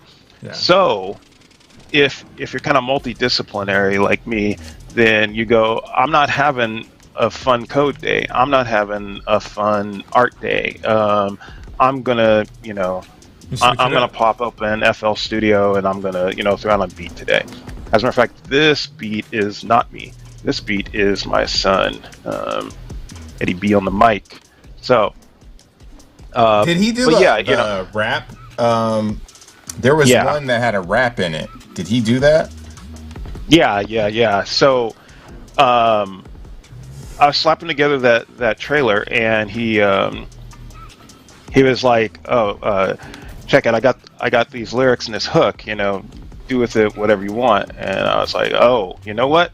I know exactly." So I actually rewrote the song, and then we went back and forth, and just kind of like that trailer and the song was kind of made at the same time. We just kind of hashed it out across Discord. And now you're okay.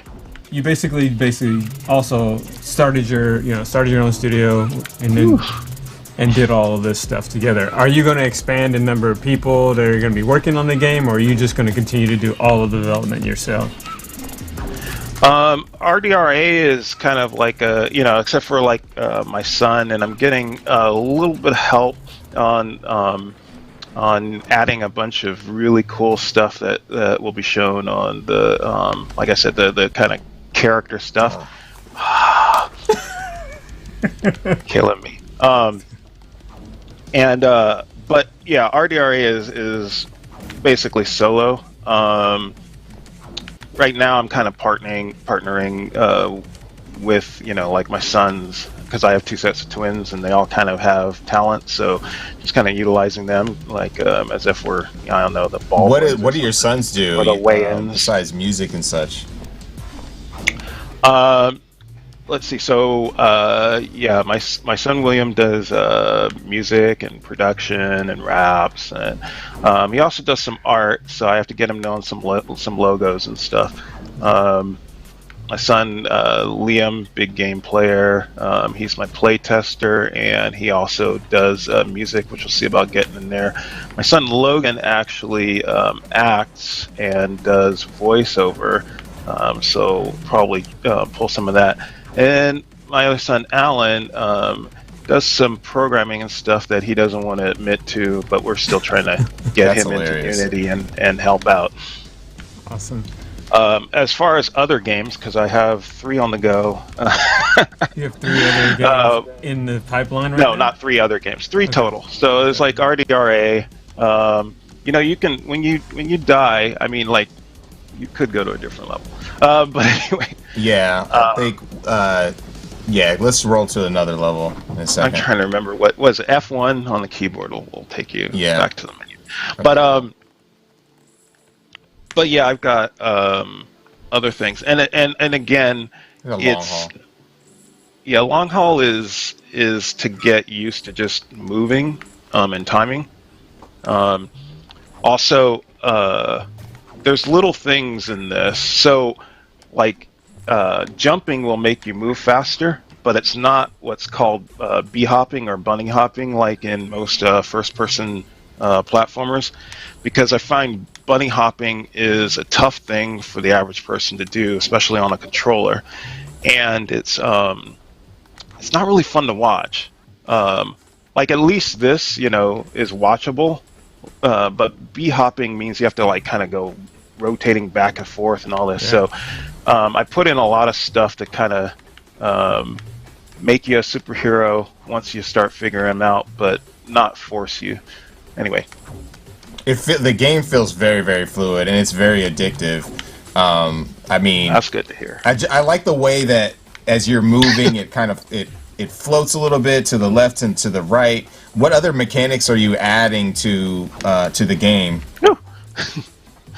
Like I said, there's all kinds of stuff like I guess the cost of entry first-person parkour stuff like sliding and wall running and all that, and wall climbing and mantling, and there's like freezing time, slowing time, rewinding time, especially since you can get one shot at it. So like time manipulation is a big deal. I think that like here you're just on the basic starter character that really is for a tutorial. And like I said, it also has kind of like I said, Destiny and Super Mario 2 has like have characters that have different things, like you get that Princess Peach jump where you jump and then glide, or as Destiny players will recognize for Titans and Warlock movement.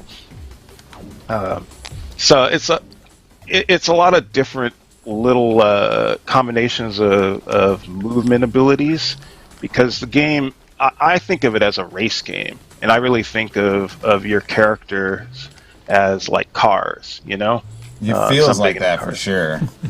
And so, I hope it drives like that. That's why I was like asking, like yesterday I was asking about the drifting. Oh my god! Like, see? Yeah, I mean, it's this game. I'm counting on Alfonso to jump in and ask you questions. No, I got specific questions about the gameplay. I'm like, man, what the yeah, it's like playing the game, this game you have to like be focused on like a fighting game, or like you're saying like like Mario Kart or a racing game. You got to be on point. You know what I mean? You can't just be casually playing this game. Yeah. I think you're in it. So I think that one of the elements I think that like I liked about playing it last night, like I played much better last night. You know, I'm blaming his controller. Justin always gives us the most terrible. No, the controller's fine, man. No, I don't think so, bro. Oh no. That's the excuse I'm gonna use. But one of the things I want to, don't go that way. Talk to you Go to the about right. On top. You give me some go tips. to the right. You're killing me. Okay. Well, let's. Okay. So first thing is, hop around. Jump when you can. So you're getting like a 10 to 15% speed boost by being in the air. Okay. So you're already going to be moving faster, right? Giving away all the little secrets off the tune later. You're killing me, man. And then the center, that center is begging you to come through it, that you keep getting jacked at. But if you actually look, there's nothing to kill you on the sides.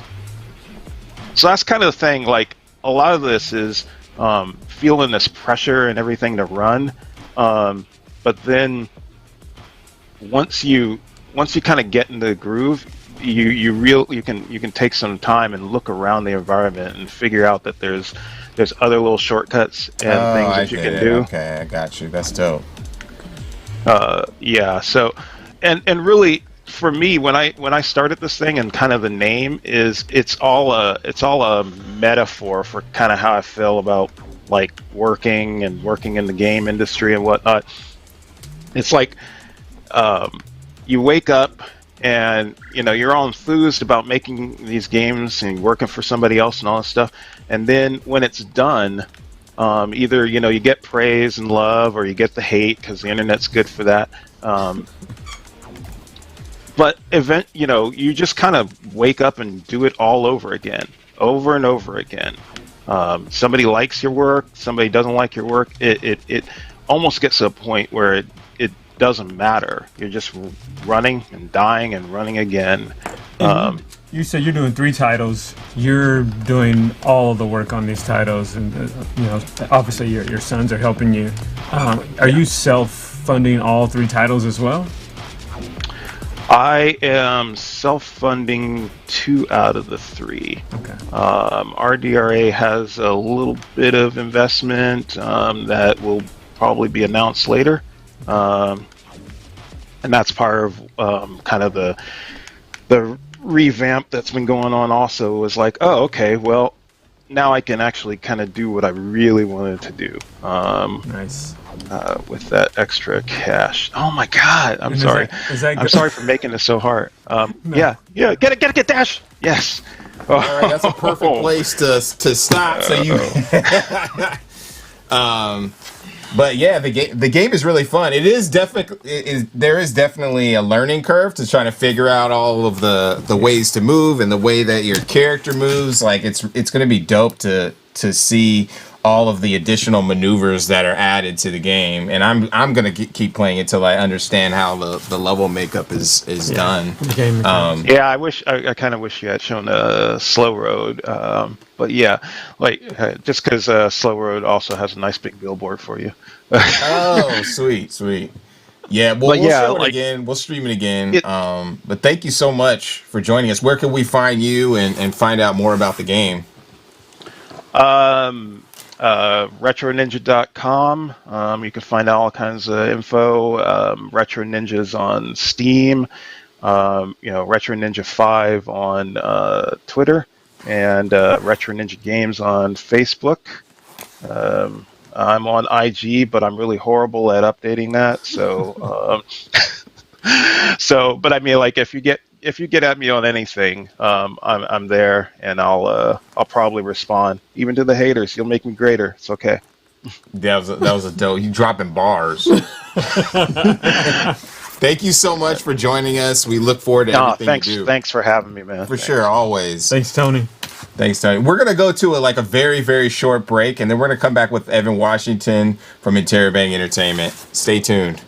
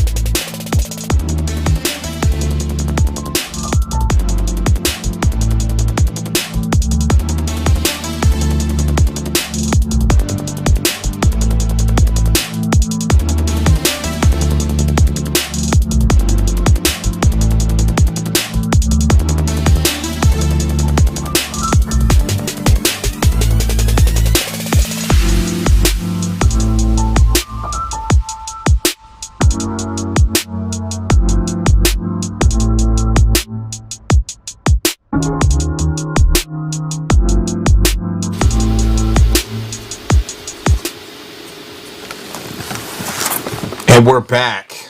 We have Evan Washington on the line. But first, we're going to show the Jay and Silent Bob Chronic Blunt Punch, of which he has been helping out as a producer to help and actually like a director to help with the development of the art and design of the game.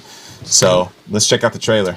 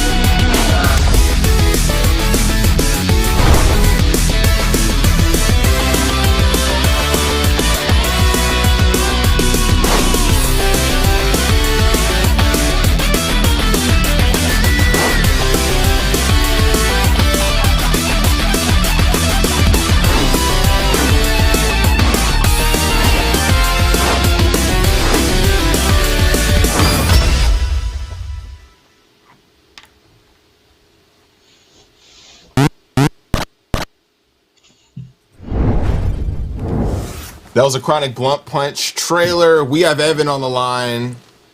What is happening? Yo, it's good, man.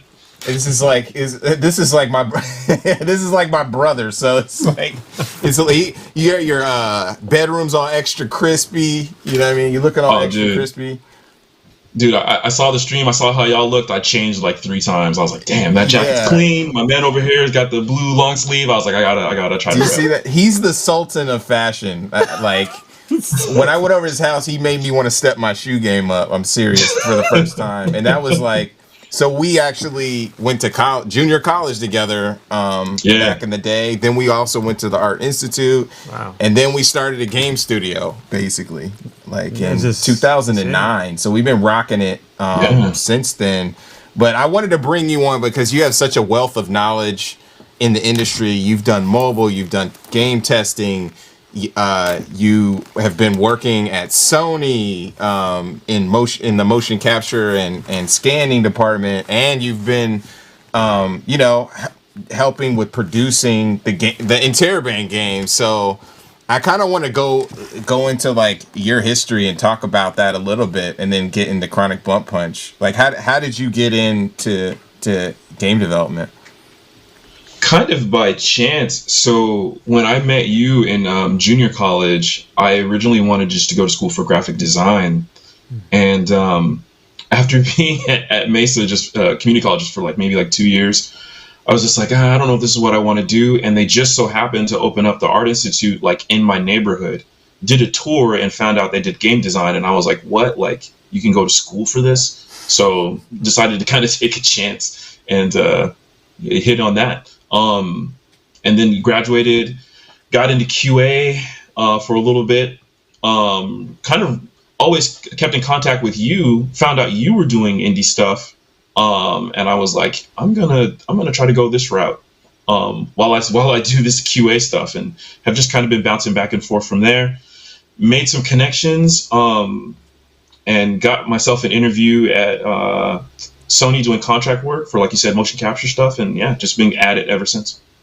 Can you talk about, like, I don't even want to, flex on the journey, but tell the audience a little bit about like the whole journey with IGN and coming up to the Bay Area and just like hustling.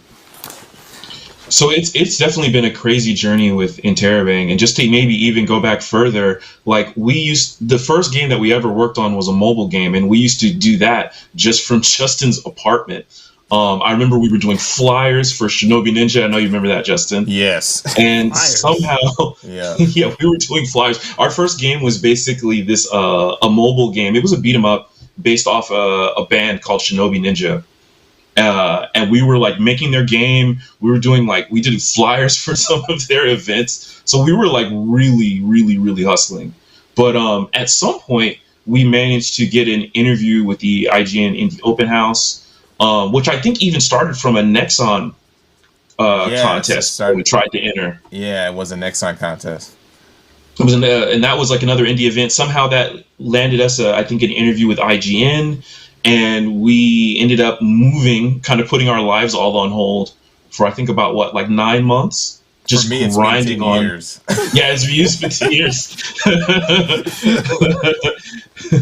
But yeah, ended up heading up to IGN San Francisco, grinding on Super Combo Man, our first game, which was a journey in itself. All the people that we met, how hard it was to get that game out, but we got it out, and now we're working on our new stuff, man. It's been a grind.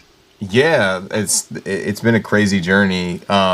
I know you have a quick question. Yeah, I mean, I think they're with this game, the Chronic Blunt Punch, the visual elements look great. I know that there's sort of the 8-bit, and then you guys have this game. If you want to talk a little bit about that whole sort of that getting that game out, and like I know you were involved with the 8-bit game, but like how that stuff funded this title, and what was so important about getting this done. So with the 8-bit game, I think we wanted we wanted to get something out to our backers that just showed that we appreciate the support that they gave us for Chronic Blunt Punch. In terms, I guess I think if you might have been asking about kind of like the art style difference too, Yeah. And why we chose 8-bit and this game. I think the retro games are awesome, and we have some really great people working on our team that have experience in the 8-bit market and putting out games like this. And then for Chronic Blunt Punch, it's just we have this amazing artist, James, who we call Jim Jam Cobblestones. Amazing artist. And I think when you look at games like Scott Pilgrim or some of the Turtle remake games that I think are getting ready to come out, I think the 8-bit stuff is cool, but we also want to kind of really elevate that kind of art style and make it a little bit more fun and lively and more animated.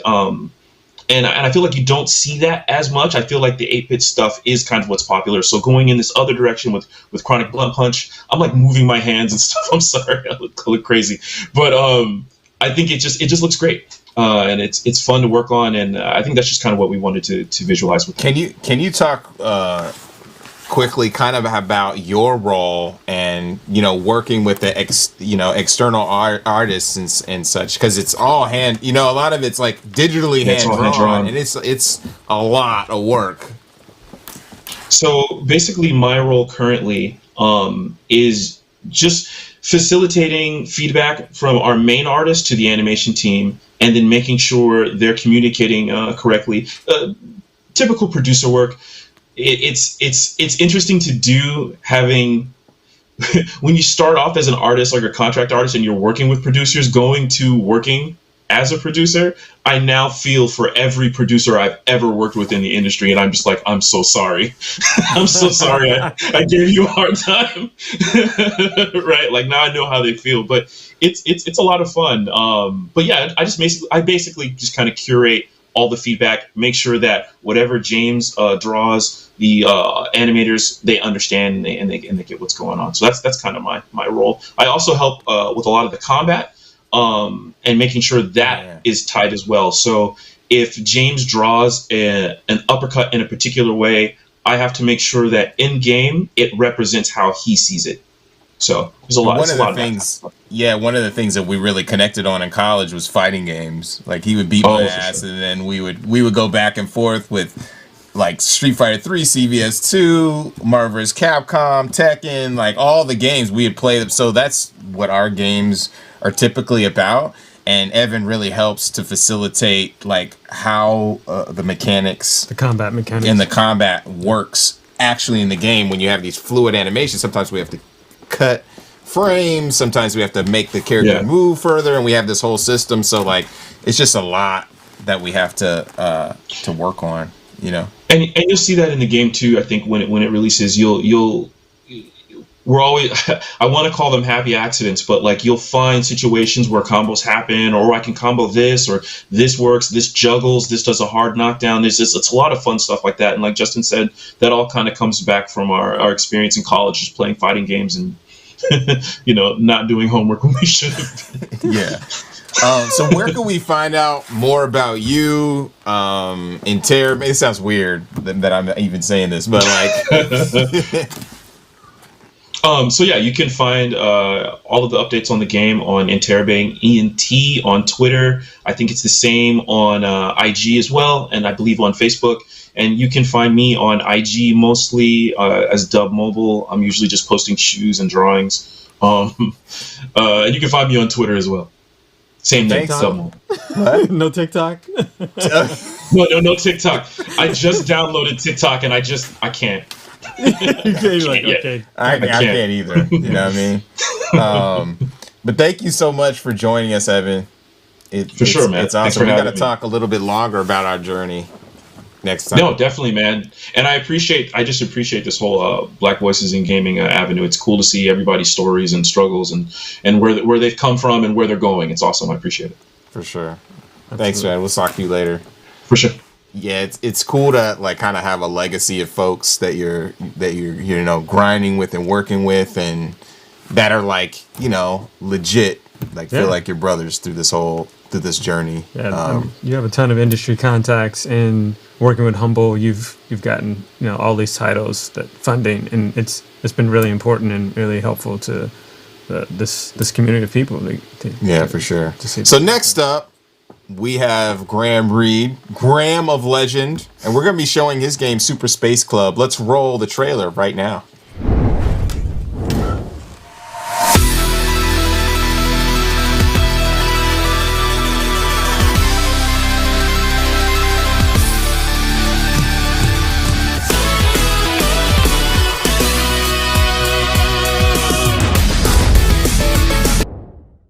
Bad. We were so happy to have Evan on that we pressed the Chronic Blunt Punch button, but we're not talking about Chronic Blunt Punch. We're talking about Super Space Club, son. So roll the Super Space Club trailer.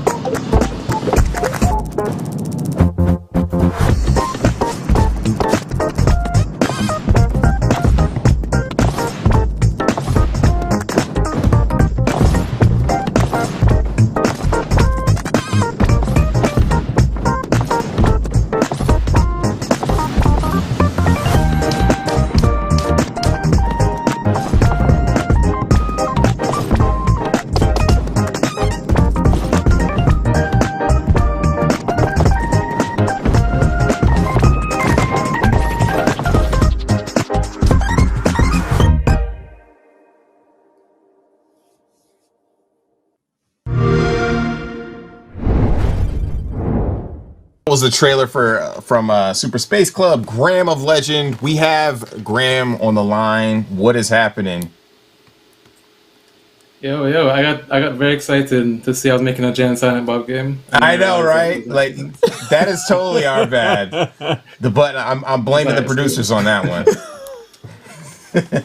But the game is it's super fun, and it has like the music is so cool. It's not what you typically hear, in a shoot 'em up. I'm a big fan of shoot 'em ups like R-Type and Ikaruga. I'm a big fan, so it's really cool to check out how your game is coming together, the sound and the visuals and everything. We're gonna play your game. Yeah. This guy's gonna play the game. We'll see if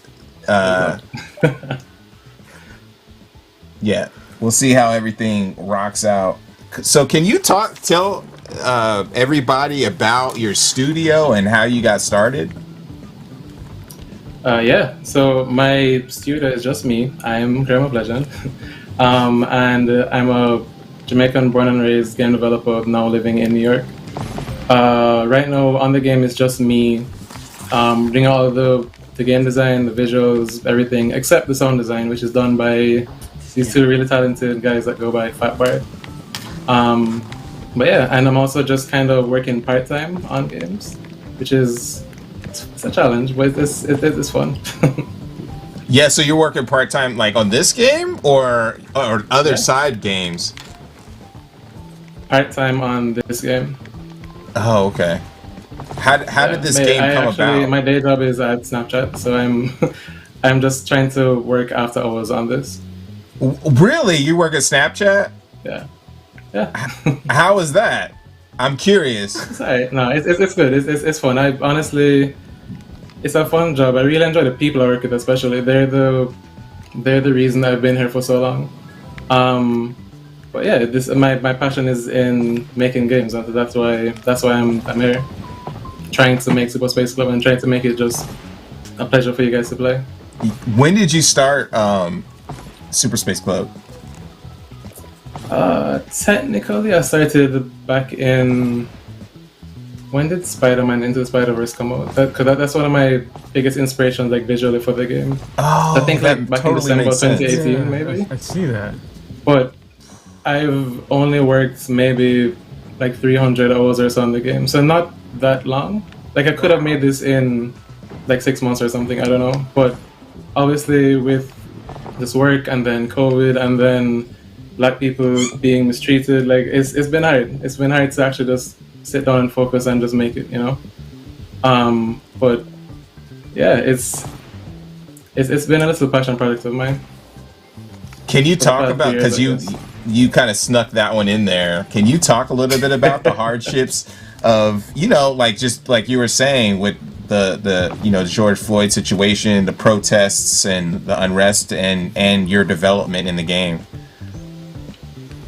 Of course. Last year sucked. It's hard, especially because my wife and I, we have a 10-month-old. Oh, And wow. he like back then obviously he wasn't born yet, and so after seeing that happen, and obviously everything else that happened before that, it really weighed heavily on me because I'm bringing this little beautiful Black boy into the world, and I have to deal with this, you know. And also on top of that, I'm a citizen now, but coming from Jamaica, it's like I'm also international, and so it's just so much to try and juggle, being Black, not being from the country.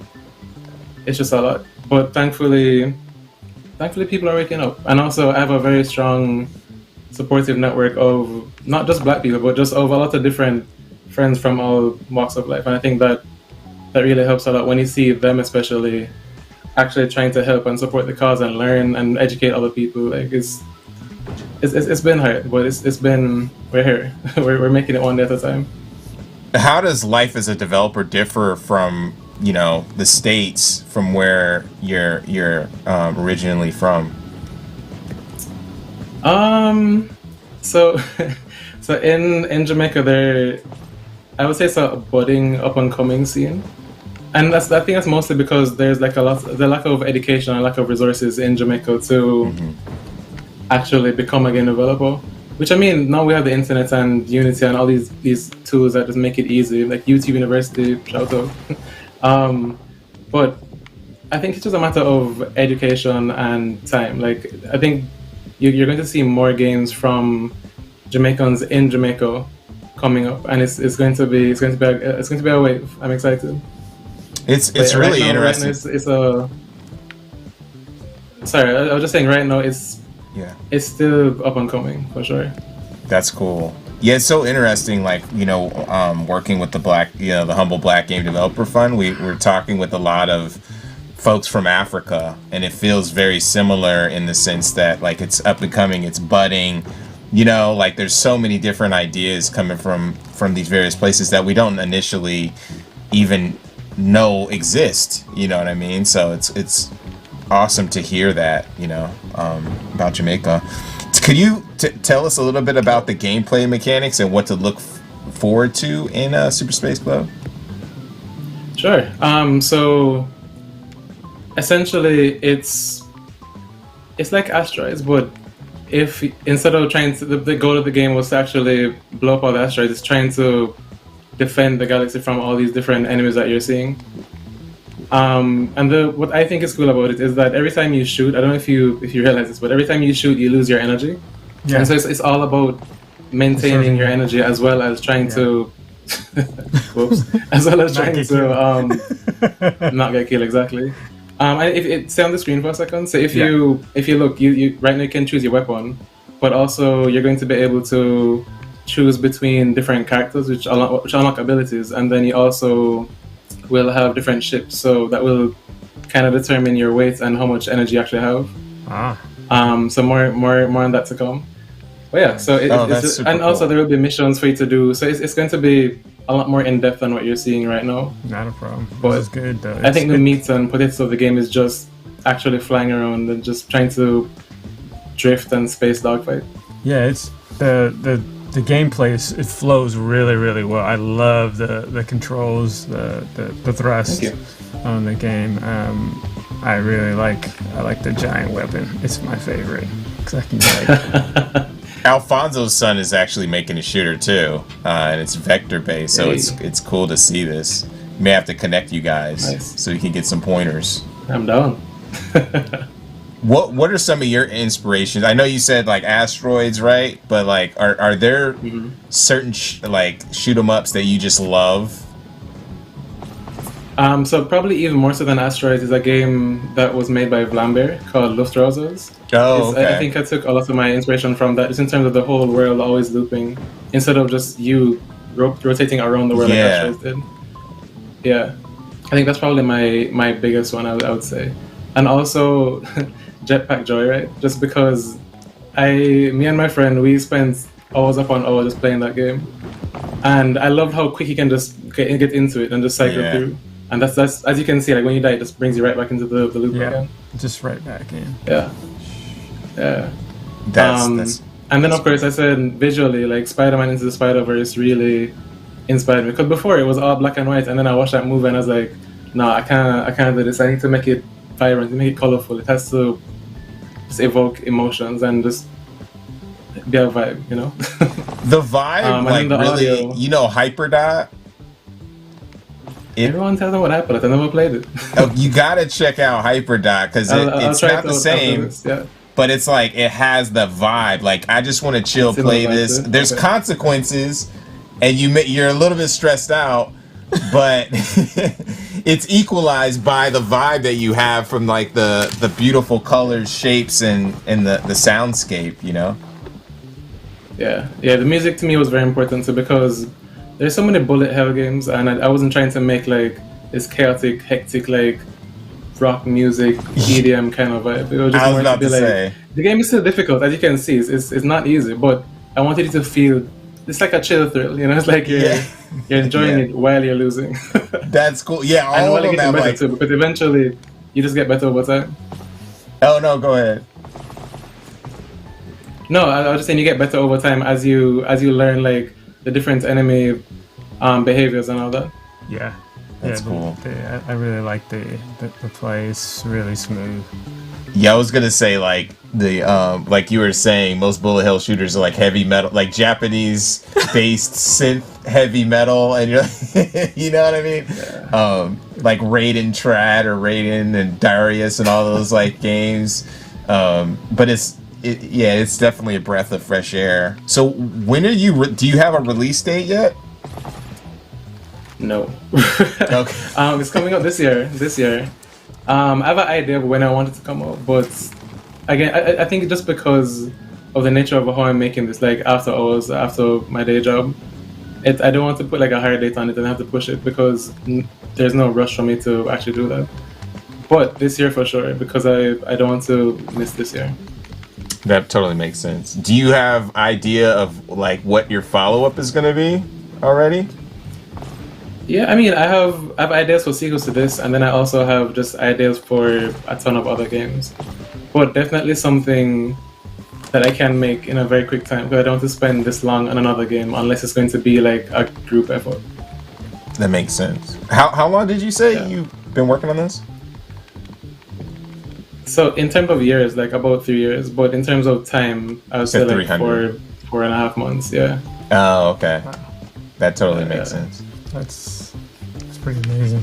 If you had like a bucket of a bucket of cash is not even that much money. But if you had a trash bin full of cash and they weren't nickels, what would you like? Would you go full time on just game development and starting a studio? Yeah, should I call Snap right now? Like, Snapchat. I know. I'm like putting you. I would. It's honestly, it's my passion for sure. Like I do enjoy everything I make at Snap. It's fun and fulfilling, especially because it's something bigger than me. You know, like working at Snap. Yeah. I'm working on a tool that connects people. It's like I'm never going to get that opportunity again.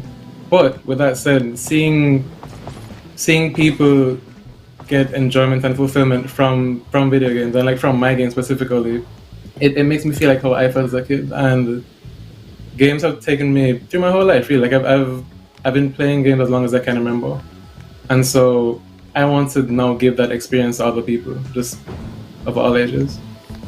So Yeah, that's really totally. my passion for sure. Yeah, I didn't mean to put you on blast like that. I know. I was like thinking him in the back of my head. No, Oh my yeah, god, yeah, Snapchat. yeah. He's bringing up Snapchat. I'm telling you, like, I mean, no, but the thing is, if I didn't want to make games, I would stay at Snap for the next 10 years. Like I've been here for 6, and I would stay another 6. Like it's nice. They've treated me well, and it's a fun place to work for sure. That's cool. Yeah, it was so. This game thing is just on my heart. It's pressing.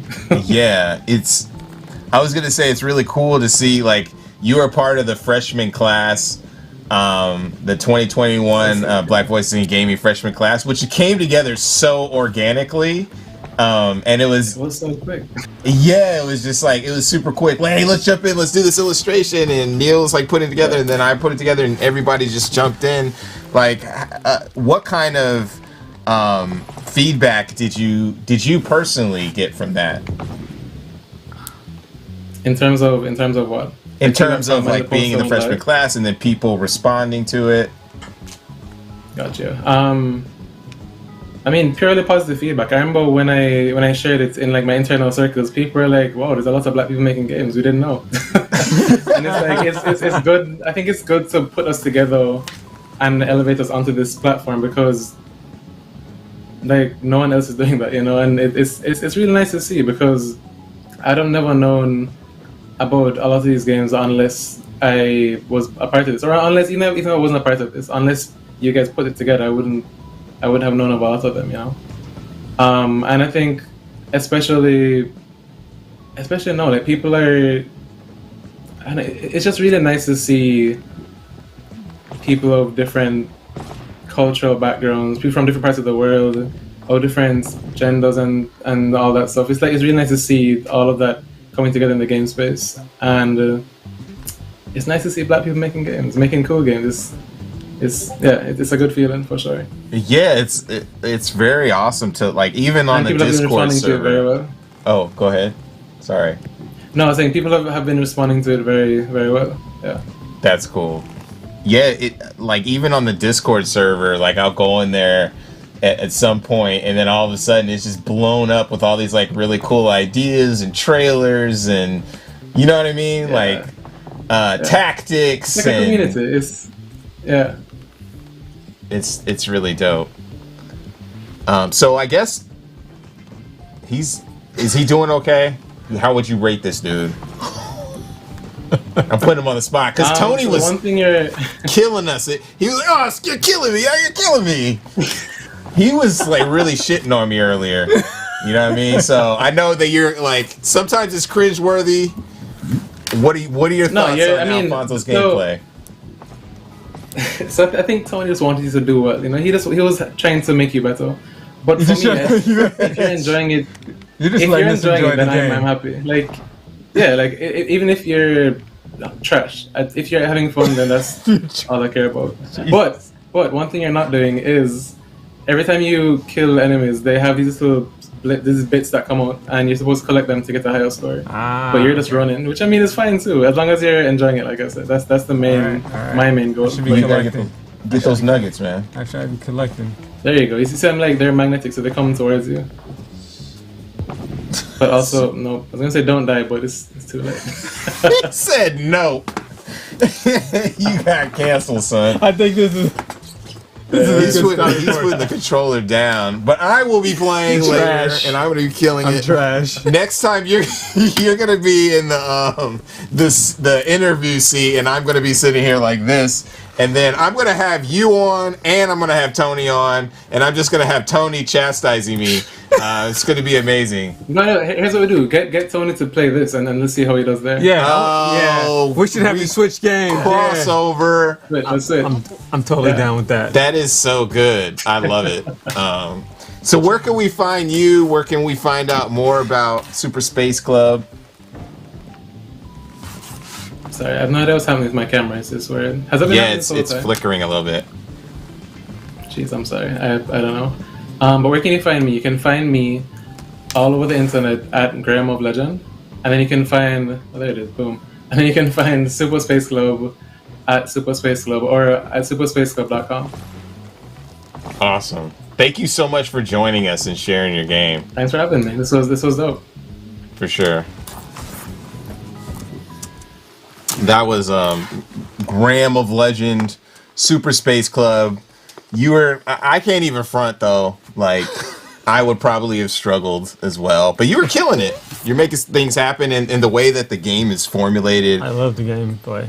I really, really love it. It's really smooth. It like the music is dope, and then there's an exploratory factor in it, which is cool.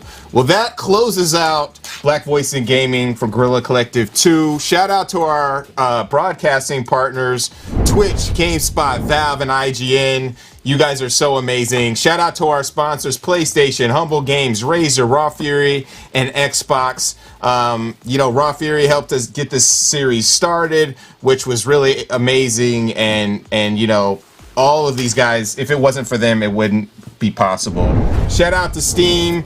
The Steam event page is up. So be sure to check out the Guerrilla Collective event page on Steam, where you can learn more about these games, buy the games that are available now, and the games that you can wish list.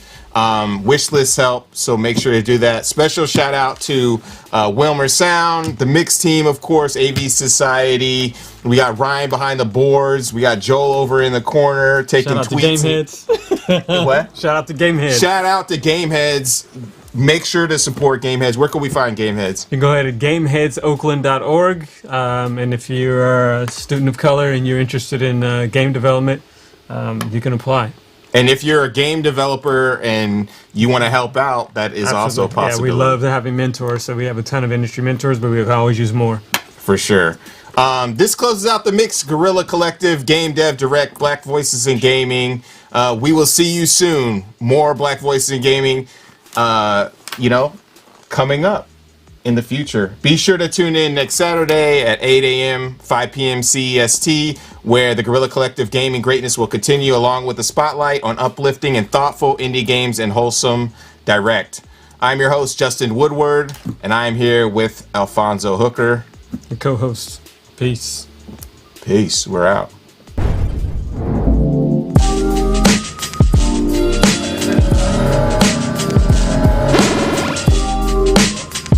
Yeah, roll it after this.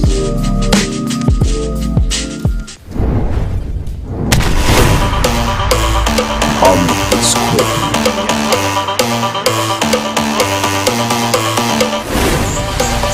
Path of a spirit guide is the only one.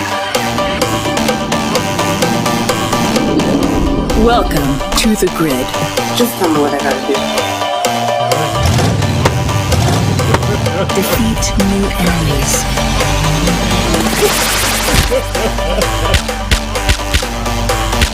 Go and save Gora.